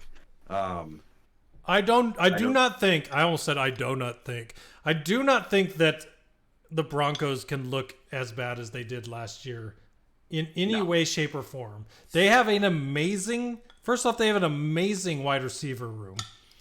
Yep. That just did not. Well, okay, let me just say this real quick. Tim Patrick, I really feel bad for that guy because he was a rising wide receiver star, but he just got hurt again for another season, so he'll be gone. But I mean, they still have a good wide receiver room. They still have a quarterback that has done things. Doesn't mean I think he can still do things, but I don't think he's bottom half of the league. And then, Sean Payton, who has done amazing things with average players, So I think that they're in a good spot. They will not be 5-12 because they have a coach now. I think if you're looking at the outlooks we have here, 7 wins, 8 wins, twice 9 wins, and another 7 win.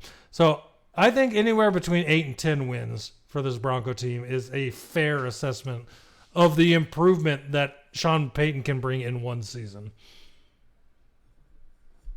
Yeah, I think the Broncos are a lot like the Browns. They're a fantastic team that in a different division could win 10, 11 games easily. In the AFC West, because it's so high-loaded, it's just tough. It's just they beat each other up. But yeah, 8 wins, 9 wins, I definitely think they can get there. You switch the Broncos with the Jags in the AFC South, and they're the team that's, top win in that division. Same type of deal. Yeah, Problem is they play in the AFC West, where the Raiders, Chargers, and Chiefs are. So, the Broncos are fighting like the Cardinals do in the NFC West. You got a lot of good teams here. Absolutely. Speaking of the Raiders, they were 6-11 last year. Rough season for them. They lost Darren Waller. They traded Rock Ya-Sin, Denzel Perryman, Foster Moreau, Deron Harmon, Mac Hollins, Andrew Billings. They actually lost some good players. Derek Carr traded to the Saints. They added Jacoby Myers, good wide receiver. Jimmy Garoppolo to be their starter. Austin Hooper, Jerry Tillery on the defensive line. So a lot of change for the Raiders. Obviously, new quarterback. Biggest thing to think about. Long-time tight ends. Biggest thing to think about there is that Josh McDaniels is the coach, right? Yes. Yeah. So you got Josh McDaniels. He's got Jimmy Garoppolo now, a guy he knows very well, and you've got Devontae Adams. You've got Josh Jacobs, one of the best running backs in the league. This is a situation where Josh McDaniels actually has a team that he can make do something. So Josh McDaniels had last season to kind of acclimate himself in Las Vegas. He went 6-11. He wasn't great, but they showed flashes. Now he's got a quarterback he likes.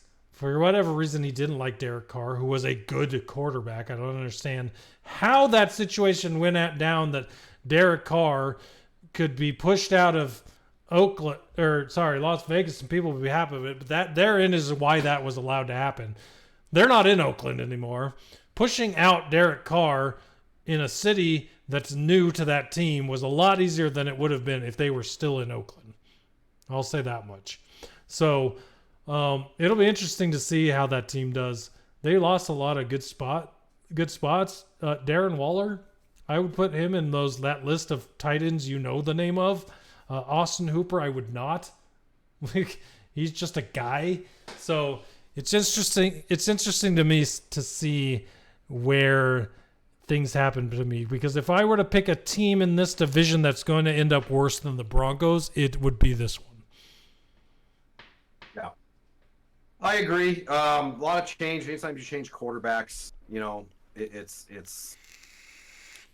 remains to be seen. I know Jimmy Garoppolo has had some success in the 49ers, but was it just because of that system, or is he, an all-around good quarterback? There was also I think it was his foot or ankle problems.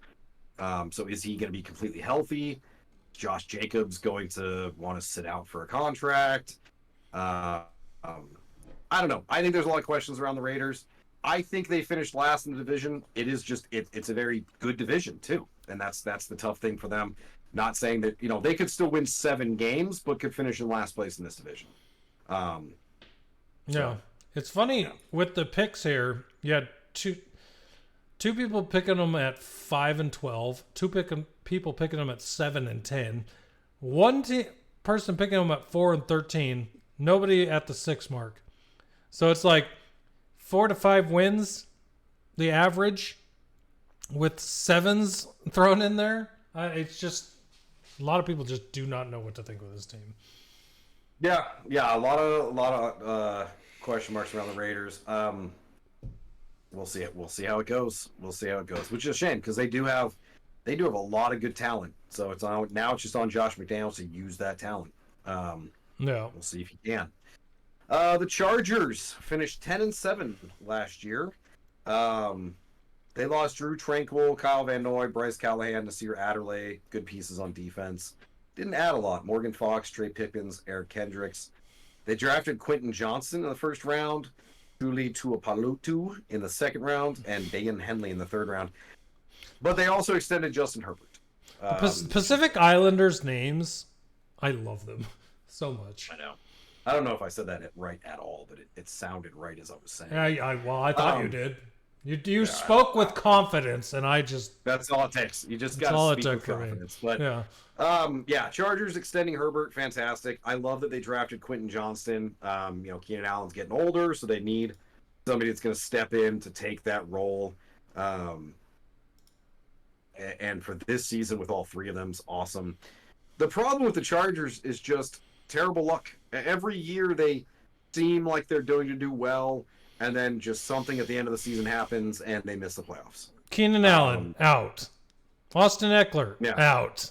I mean, they're never out at the same time, so that's how a Chargers team can win 10 games last season. But didn't they miss the playoffs at 10-7? Yeah. Yeah, so, I mean, like, they just keep Herbert missed some games last season, too. Like, they just kept having spots where someone was hurt, a key piece, whether it was Keenan Allen, Austin Eckler, or Justin Herbert. Someone was always hurt, and they could never get to that full potential. This team is good, and if you list at those losses and the additions, none of them really move the needle. But the thing about that is, that means this team is mostly intact. So this team that is mostly intact, if they can stay healthy, I mean, like I said, you've got Keenan Allen, Mike Williams, Eckler, Herbert on offense. You've got Joey Bosa, Khalil Mack, J.C. Jackson, Derwin James, Asante Samuel Jr. on defense. They have a very good team. They just need to be able to play together and put that together in a full season. and they could very easily win this division against the Chiefs. It's crazy to me that, like, if you think about the quarterbacks in the AFC that are just going to be the new version of Roethlisberger, Manning, Brady, that type of rivalry. Two of them are in the same division here. You've got Herbert and Mahomes in the same division, thrown in with Josh Allen and Burrow. So I could see the Chargers or the Chiefs winning this division. The only problem is that the unknowns with the Chargers will make it hard for them, whereas with the Chiefs, there are some unknowns. Let's say that, but they've been doing it, and it's hard to vote against that. You know what I mean? So yeah. I had to look this up after you mentioned the playoffs because I thought the Chargers did make the playoffs, and they did. Here's why I blocked it out. They're the team that lost to the Jaguars after having a 27-0 lead at halftime, and the Jaguars came back to win the game.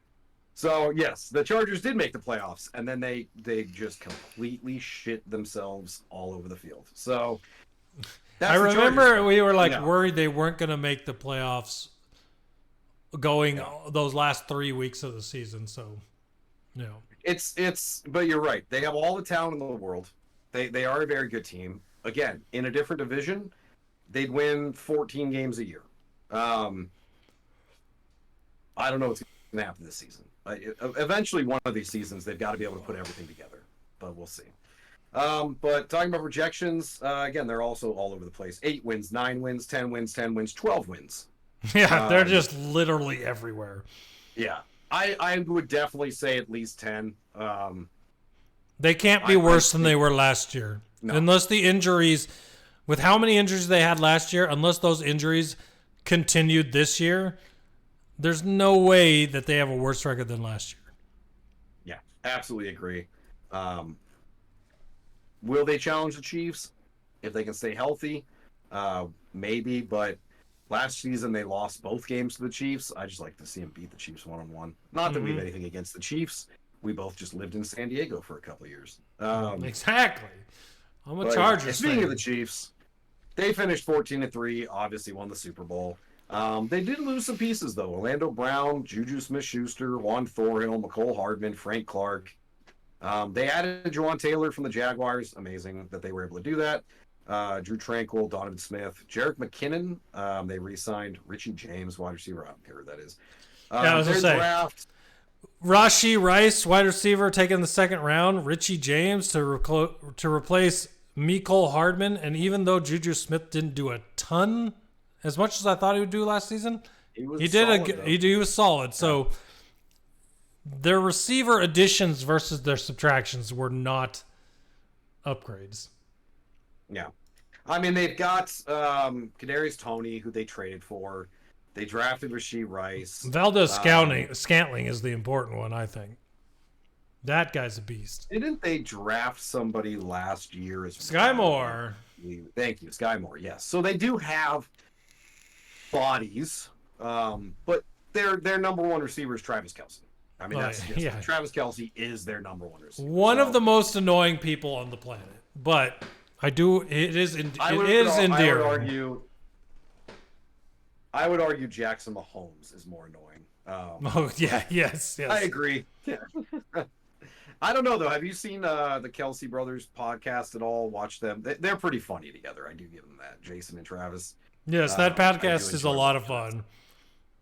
Yeah. But yeah, the Chiefs, I mean, they lost some players. They retooled some players. But the big thing for them is they still have Patrick Mahomes. They still have Andy Reid. That's basically about it. I don't think the Chiefs will once again be Super Bowl contenders if everybody's healthy. Yeah, Eric Bieniemy is gone. He's now in Washington as the offensive coordinator. But Andy Reid is the genius behind that offense. So they won 14 games last year. To SI and CBS up at 14, NFL and PFN at 12, Fox at 13.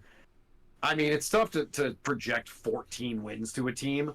Yeah, some crazy things always happen. You're right in that range where are you going to be that guy that projects the team to win every single game, even against the good teams, you know? Some of the experts do, which is just dumb. But I think 12 wins at least is yeah. 12 is is a pretty good bar to set. Yeah. And absolutely my pick to win the AFC West. Is that, I'm assuming it's yours as well, unless you want to go with the Chargers? I'll pick the Chargers. I'll take the Chargers this season. All right. Only because I reserve the right to change my mind in 2 weeks. I like parity. I like things to change. I'd love to see the Chargers win, this is what happens every week on this show. We do everything the same, so I had to do something different, right? I'm gonna not pick the Super Bowl champions to win their division. When we officially launch our standings in 2 weeks, we'll see if you've stuck with the Chargers or changed. Yes, exactly. I'm trying to remember like where we landed as far as our standings went at the end of last season. I do not remember. I know I won. You did win, but I think it was like you had like 3 more wins than me or something, or 5. Maybe it got a lot closer towards the end of the year. I remember that. It got a lot closer towards the end of the year. Well, I was ahead of you with 3 weeks left, and then by the end, you were ahead. Was it? Oh, I don't remember. Yeah, I took the lead towards the end of the season. I was happy, and then I shit the bed. So I just remember winning. Did we? I'm trying to look actually at our past notes. Did we do it in the playoffs too? Let me see. I don't think we counted the playoffs. We did not. So the final would have been season. Sorry, we're on a little tangent real quick as I pull this up because now you got. Now I got you interested. Is this? Yeah. Oh, okay. Week 18 preview. So I need to look at the next one for Week 18 results.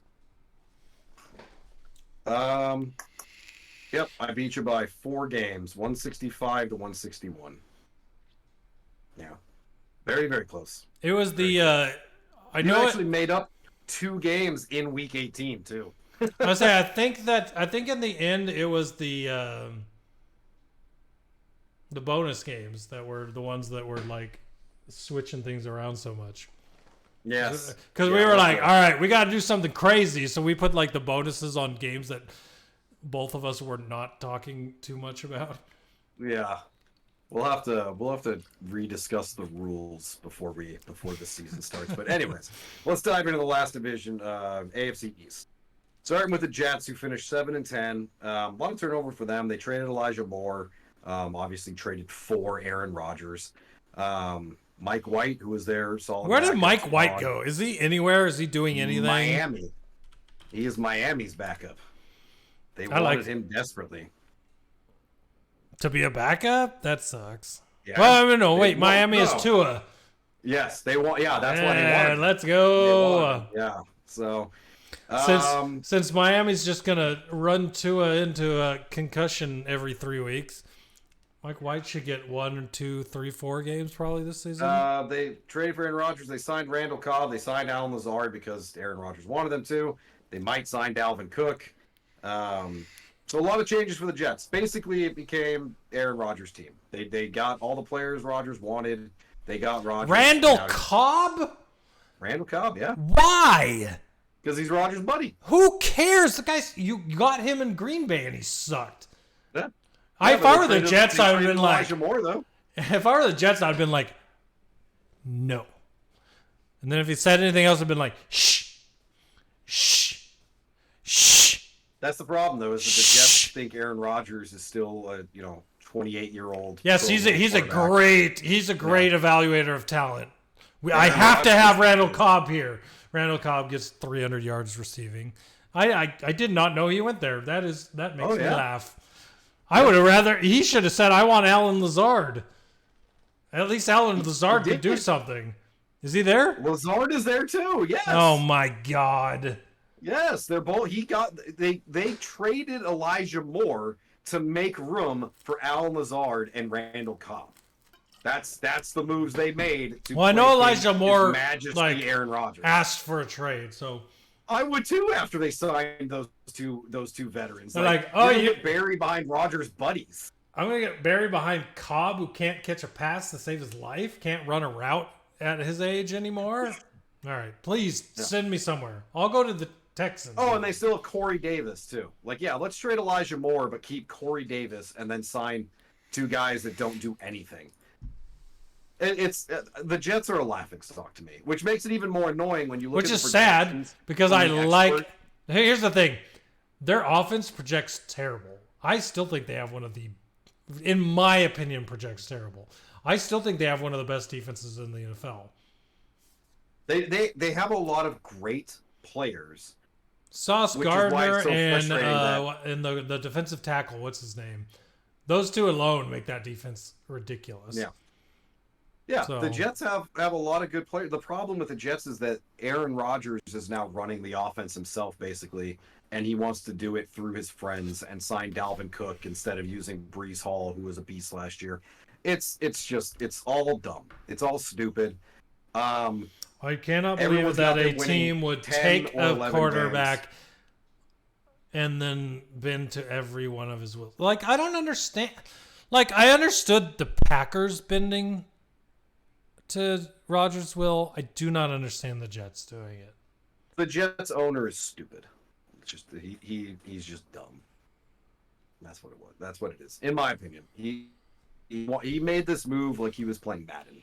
Well, Aaron Rodgers is a 98. Let's trade for him. Yeah. Like, no, he's 40 years old and hasn't been that good for like 4 or 5 seasons. No, he's Aaron Rodgers though. Like, it's dumb. I'm very curious to see if the Jets can live up to the expectations of winning 10 games that everyone has them at. I think they're going to win like 6. Unless Rodgers, well, even if Rodgers goes down or stops playing. Here's the thing. I don't know who their backup is at this point. Here's the stupid thing. If they make the playoffs, I will root for the Jets despite Aaron Rodgers. Only because there are players on that team that I do like. Yeah. Unless Dalvin Cook's starting and Breece Hall's on the bench somehow, and then I'll be like, dude, this is the stupidest team I've ever seen. That's what's going to happen if they sign him. They're not going to sign Dalvin Cook to sit. They should. There's no one should supplant Breece Hall after last year. Yep. There's nothing on this planet that should supplant Breece Hall from what he does. You are wasting a rookie contract if you sign Dalvin Cook and bench Breece Hall. We'll see, but yeah, I'm whatever. Jets are dumb. Patriots won 8 games last year, which is surprising because I don't remember them winning that many games. Do you know what would have made a lot of sense to me? If Rodgers had gone to the Patriots, then I could have continued to hate the same teams. I think Belichick was smart enough not to do that, though. Which is unfortunate because I liked the Jets, and if you go back and listen to the podcast all last season, I talked about how much I liked the Jets, and then they got Aaron Rodgers, and I don't like the Jets. Yeah, I know, I know. The Patriots did lose Jonnu Smith, Damian Harris, Jacoby Myers, Nelson Aguilar, Isaiah Wynn, Marcus. I mean, the Patriots lost a lot of people. A lot. Aguilar, Myers, that's huge on their wide receiver list. Well, Damian Harris, good running back. Their offensive line, I mean, they signed Riley Reif. They got Mike Gesicki. They signed Juju Smith-Schuster. The problem with the Patriots is that Belichick's going to win 7 or 8 games every year because it's like the Steelers. They're just they just continually can win that many games based off of coaching. They'll coach the defense well enough to stop better teams and somehow eke out victories. The big problem with the Patriots is the quarterback situation. Mac Jones doesn't look like the guy. Then they've got their rookie from last year who was the talk of the town for about 2 weeks before he also looked like a rookie and got back on the bench. They didn't do anything with that position. So I'm assuming they're going back to Mac Jones, but how long until they turn to the rookie again? Which I can't remember his name. Bailey Zappi. Yep. Zappi. The fun name to say. This is Zappi. Yeah, this team looks bad. I mean, we'll give Belichick his due. Say they're not going to be all the way bad, but they're now top wide receivers are Devontae Parker and Juju Smith-Schuster, who I like both those receivers, but they're both receivers that are names, much like any other wide receiver name where you're like, that guy used Brandon Cooks. That's the one we were talking about earlier. That's my throwback. Juju Smith-Schuster and Devontae Parker are like Brandon Cooks. They're throwbacks. They used to be good. They've been good. Can they be good again? Who freaking knows? Mac Jones or Bailey Zappi are throwing to them. So we don't know. And then behind the other thing I was going to say when I went to look at the depth chart because I was excited about this. But Mike Gesicki, I was excited to see him because I love that tight end in Bill Belichick's offense.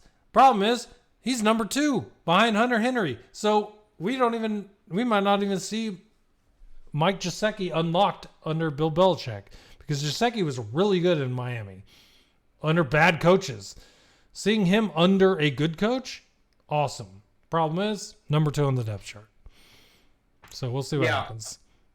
I'm sure they'll run a lot of 2 tight end formations like they did when they had Gronk and Aaron Hernandez. But I've never asked you this, but you mentioned it, so I'm going to ask it.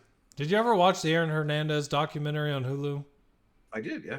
It was that shit's crazy. It is so nuts. Crazy story. Anyways, I don't think Mac Jones or Bailey Zappi are good enough to take advantage.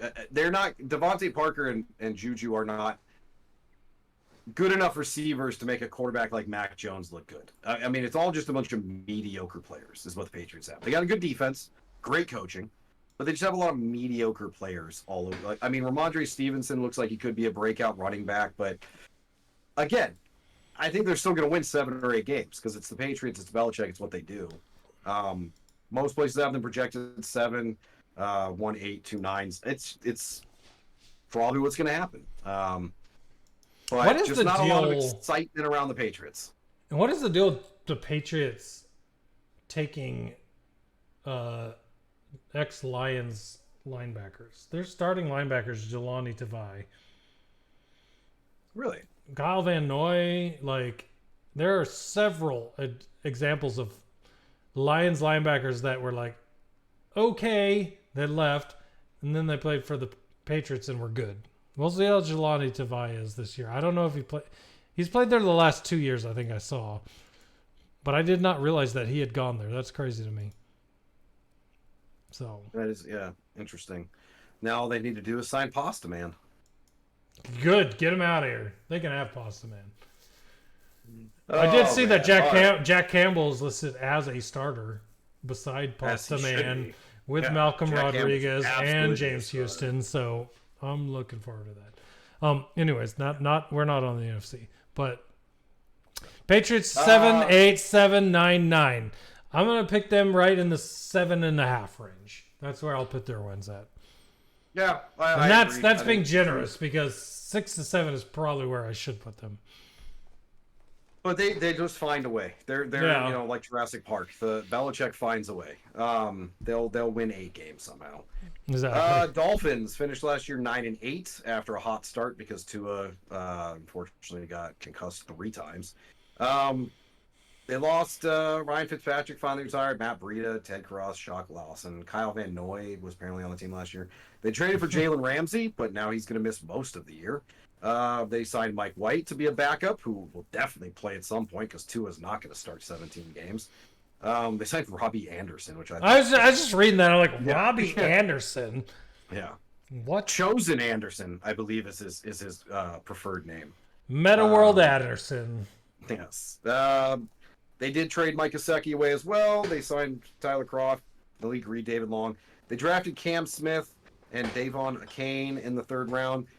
The biggest thing with the Dolphins is just Tua. If Tua's healthy, they'll win more than 9 games. If Tua misses time, which he probably will, then it falls on Mike White. So Dolphins have a chance. I mean, I've seen a lot of places that have the Dolphins winning this division, which is possible if Tua were to stay healthy. They've got an explosive offense, even though they don't have a running back. They've just got a bunch of running backs, which is why they need Dalvin Cook. If the Dolphins sign Dalvin Cook, that offense becomes one of the best offenses in the NFL. Mm-hmm. But I don't know. Well, who's their starting running back? They have Jeff Wilson. They have all the 49ers rejects. Yes. Raheem Mostert and Jeff Wilson. Thank you, Raheem Mostert. And then they drafted Devon Kane. He's a short guy. He's like 5'8", like Tank Dell. But he's also an explosive running back. could be, a guy that gets on the field a lot for them. If Dalvin Cook were to sign to that offense, man, Mike McDaniels would do so well with Dalvin Cook. It would be such a good offense. It's such a fun offense to watch. But yeah, Sports Illustrated, I'm at 11 wins, 10 from NFL, 10 from PFN, 8 from CBS, and 11 from Fox. If Tua stays healthy, I would say 10 wins. If he doesn't, probably 8. For maybe CBS just assumes he's not going to stay healthy, which wouldn't be surprising. But a lot of potential for the Dolphins, in my opinion. A lot of potential that they could potentially win this division if things fell into place for them. It's going to be an interesting fight. I feel like there is a fight in this division between the Bills and the Dolphins. I think the Dolphins are really good.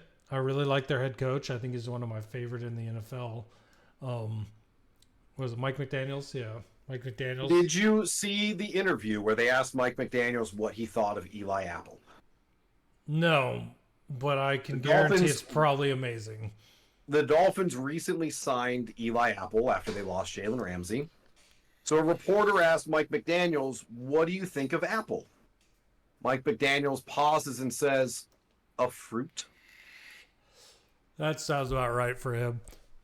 I don't know if he was serious and didn't understand the question or if he just has the best sense of humor ever, but I died.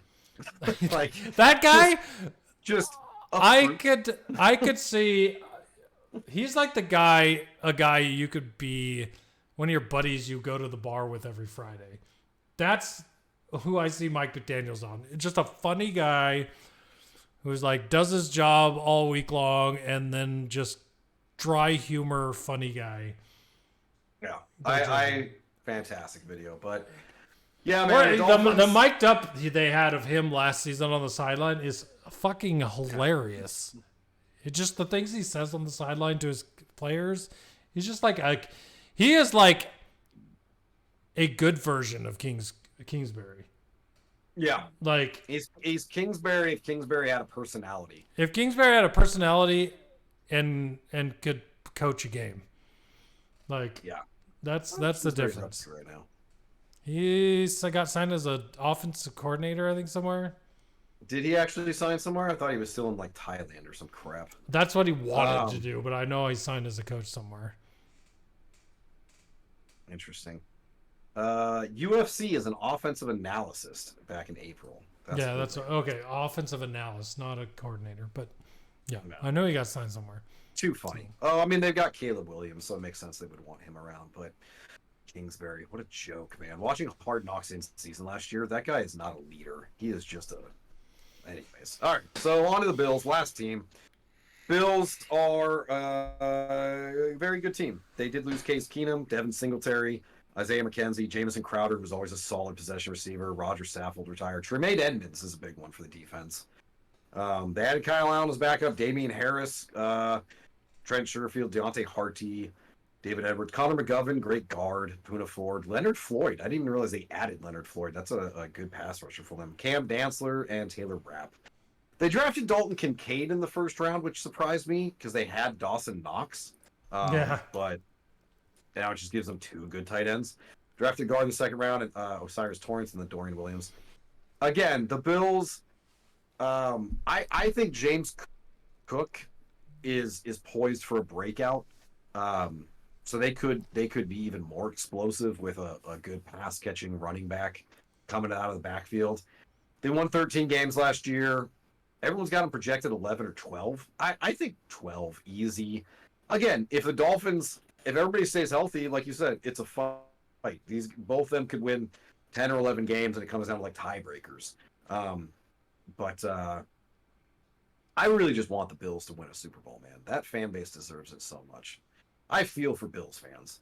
Every sports team I root for has terrible luck, never wins championships. So when I see a fan base like the Bills, it's I know that pain.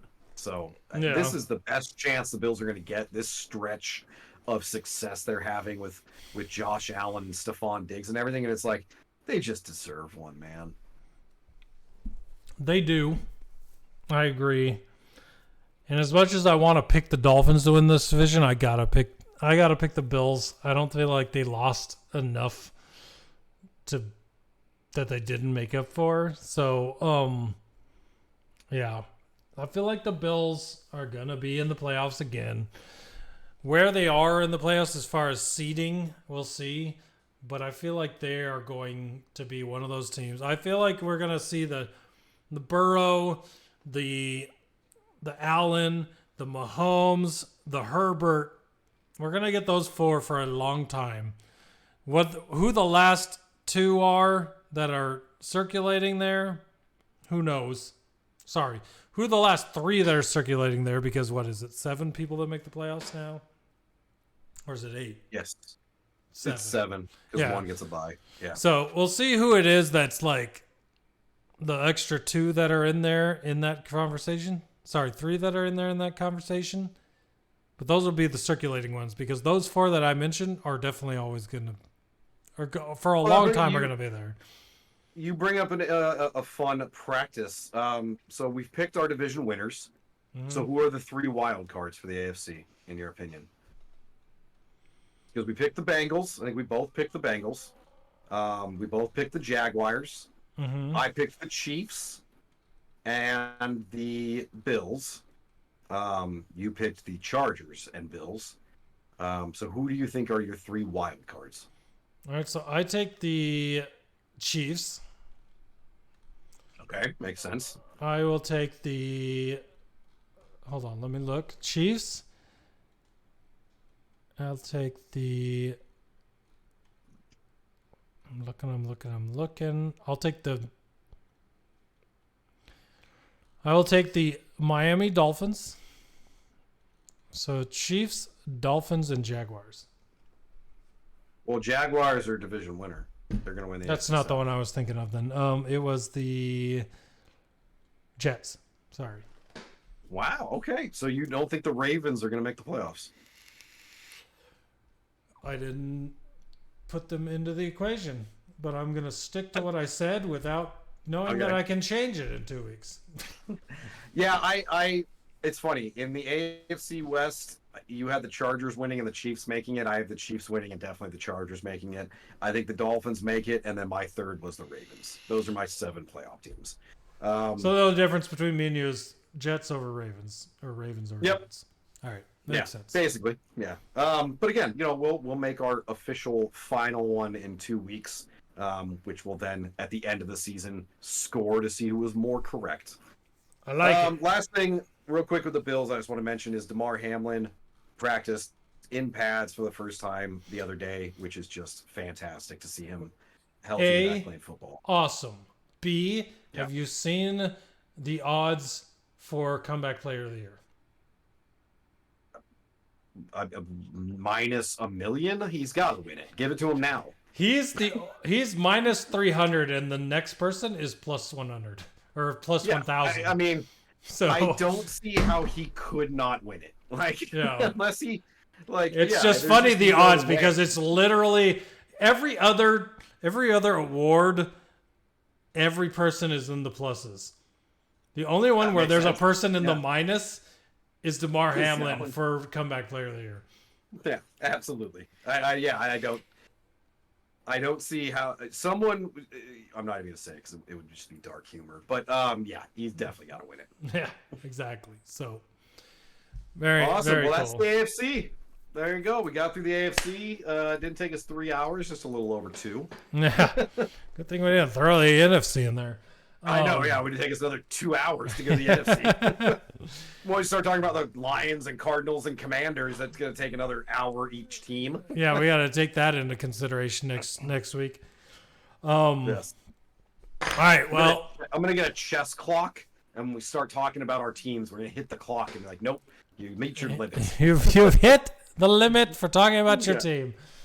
All right. Well, thank you everybody for hanging out with us. I will say this. I have noticed how many of you have been listening to all the season 2 episodes. Both our season 2 episodes so far before this one with higher numbers than all of the episodes for season 1. So I really hope that you guys that are listening. Yes. So I didn't know that. That's awesome. Surprise, Richie. Our first 2 episodes of this season are double the highest episode of season 1. So there are a lot of you that are new listeners that are listening to the podcast. We appreciate you. Welcome. We will be posting an episode every week, probably from this point on until the end of the season, because that's what we do. We don't take a lot of time during the off season for the podcast because everything is so slow. But things are about to get very fast and very furious. So thank you for listening. If you don't follow us on TikTok, you can follow us there. It's been a while. I forget what our TikTok is. It Coffin Corners on TikTok? Let me go find it. I think it's Coffin Corners Pod or something like that. Also mention that. TikTok is Coffin Corner Podcast. If you want to find us on X/TikTok, you can find us at Coffin Corners. And if you want to follow us on YouTube, it's at Coffin Corner. Everything's different. Streaming on YouTube starting next week, correct? Yeah, so we were not on YouTube this week. We were on Twitch because I did not know you had to give YouTube 24 hours notice before you wanted to stream. So next week we'll be on YouTube. Thanks to everybody that's been here on Twitch watching us. You guys are awesome, but we will be on our YouTube next week. So if you don't know our YouTube, go to youtube.com/@Coffin Corner. You'll find our YouTube, or you can go to TikTok, which our TikTok is Coffin Corner Podcast, which also has a link to our YouTube in there. You can find it there. So everybody that is around listening to this podcast, thank you so much for being here. Thank you for listening. We look forward to another awesome season of Coffin Corner Podcast. Hopefully a lot of growth. Hopefully a lot of you guys can make it to some of the live streams, because we love the live chat, getting that instant interaction and thoughts as we give our opinions. I've always loved interacting with people, getting different opinions. Me and Richie seem to have a lot of the same opinions a lot of time, but that is not always the case. And as you want to give biggest example of that, we talked about Kyler Murray's contract last year. Go find that episode; you'll love it. And which one of us would you say is more right a year later about that situation? Neither. Oh, come on. Undecided? You still had to pay him. You didn't have to do anything. And how's it work So who out? would have started last year? Someone Do you else? think? Either way, I'm just saying. 2 years of that giant contract are going to be gone at the end of this year, so they can pick what they want to do. Someone will take it if they trade him at the end of the year. I mean, I agree. He's, it's not going to. He's not going to last very much longer in Arizona. But he was not the right guy to pay. And now that his buddy, the coach, who has loved him since middle school, is not there, I don't think he has any supporters. Now that his middle school coach isn't there anymore, you see how much more he's giving to the team because he doesn't want to get fired. So maybe we'll see more out of him this year. I like that fired. Fire players. You can. You bench them, they're fired. You know. Did you mention our Discord? No, but if you want to join the Discord, it's discord.me/Coffin Corner. I believe. We admittingly were not very active in it last season, but I'd like to see us get a little more active in there, especially on Sundays, chatting about the games. It's always fun to talk football, especially during games. So, that is most into the Discord. That is most definitely the easiest place for me to give you updates on when we are streaming, what time we're streaming, where it's going to be. If you are already in there, you will have noticed that is where I announced the podcast tonight. So for everybody listening, discord.me/Coffin Corner. Those are all our socials, so go check them out. And we are ready to do this. It's going to be an awesome season. So thank you, everybody, for listening. We will be back next week with episode 4, which will be our NFC preview. And until then, Richie, you got anything else you want to say? No. I think the only thing I mean, we only have the one game this week, so we usually do a Thursday night foreplay where we each place 4 bets on the Thursday night football game. We're not going to do that during the Hall of Fame game. You might not even do it the preseason, because I looked at the Hall of Fame game this morning to set a foreplay to talk about tonight, and the only things you could bet on were the line, the over/under, and the spread. So, yeah, I don't know if we'll be doing a foreplay. But, should be fun now that we're streaming on Wednesdays going forward instead of Fridays like we were last year. We'll actually be able to talk about the Thursday night game before it happens. Talk about our bets. Yep. But yeah, that's all I got. All right, well, that's it for us, guys. Everybody, thank you so much for listening. We are super stoked for season 2 of this podcast, and I appreciate you all for listening. Everybody the new, everybody that's old, you guys are awesome, and we appreciate you. Let's grow this season. Join those socials and come hang out and talk with us. We are very open people, and we love football, and we love talking, so come do it with us. And until next week, we will talk to you very, very soon. You guys are awesome. Peace out. Bye, everyone.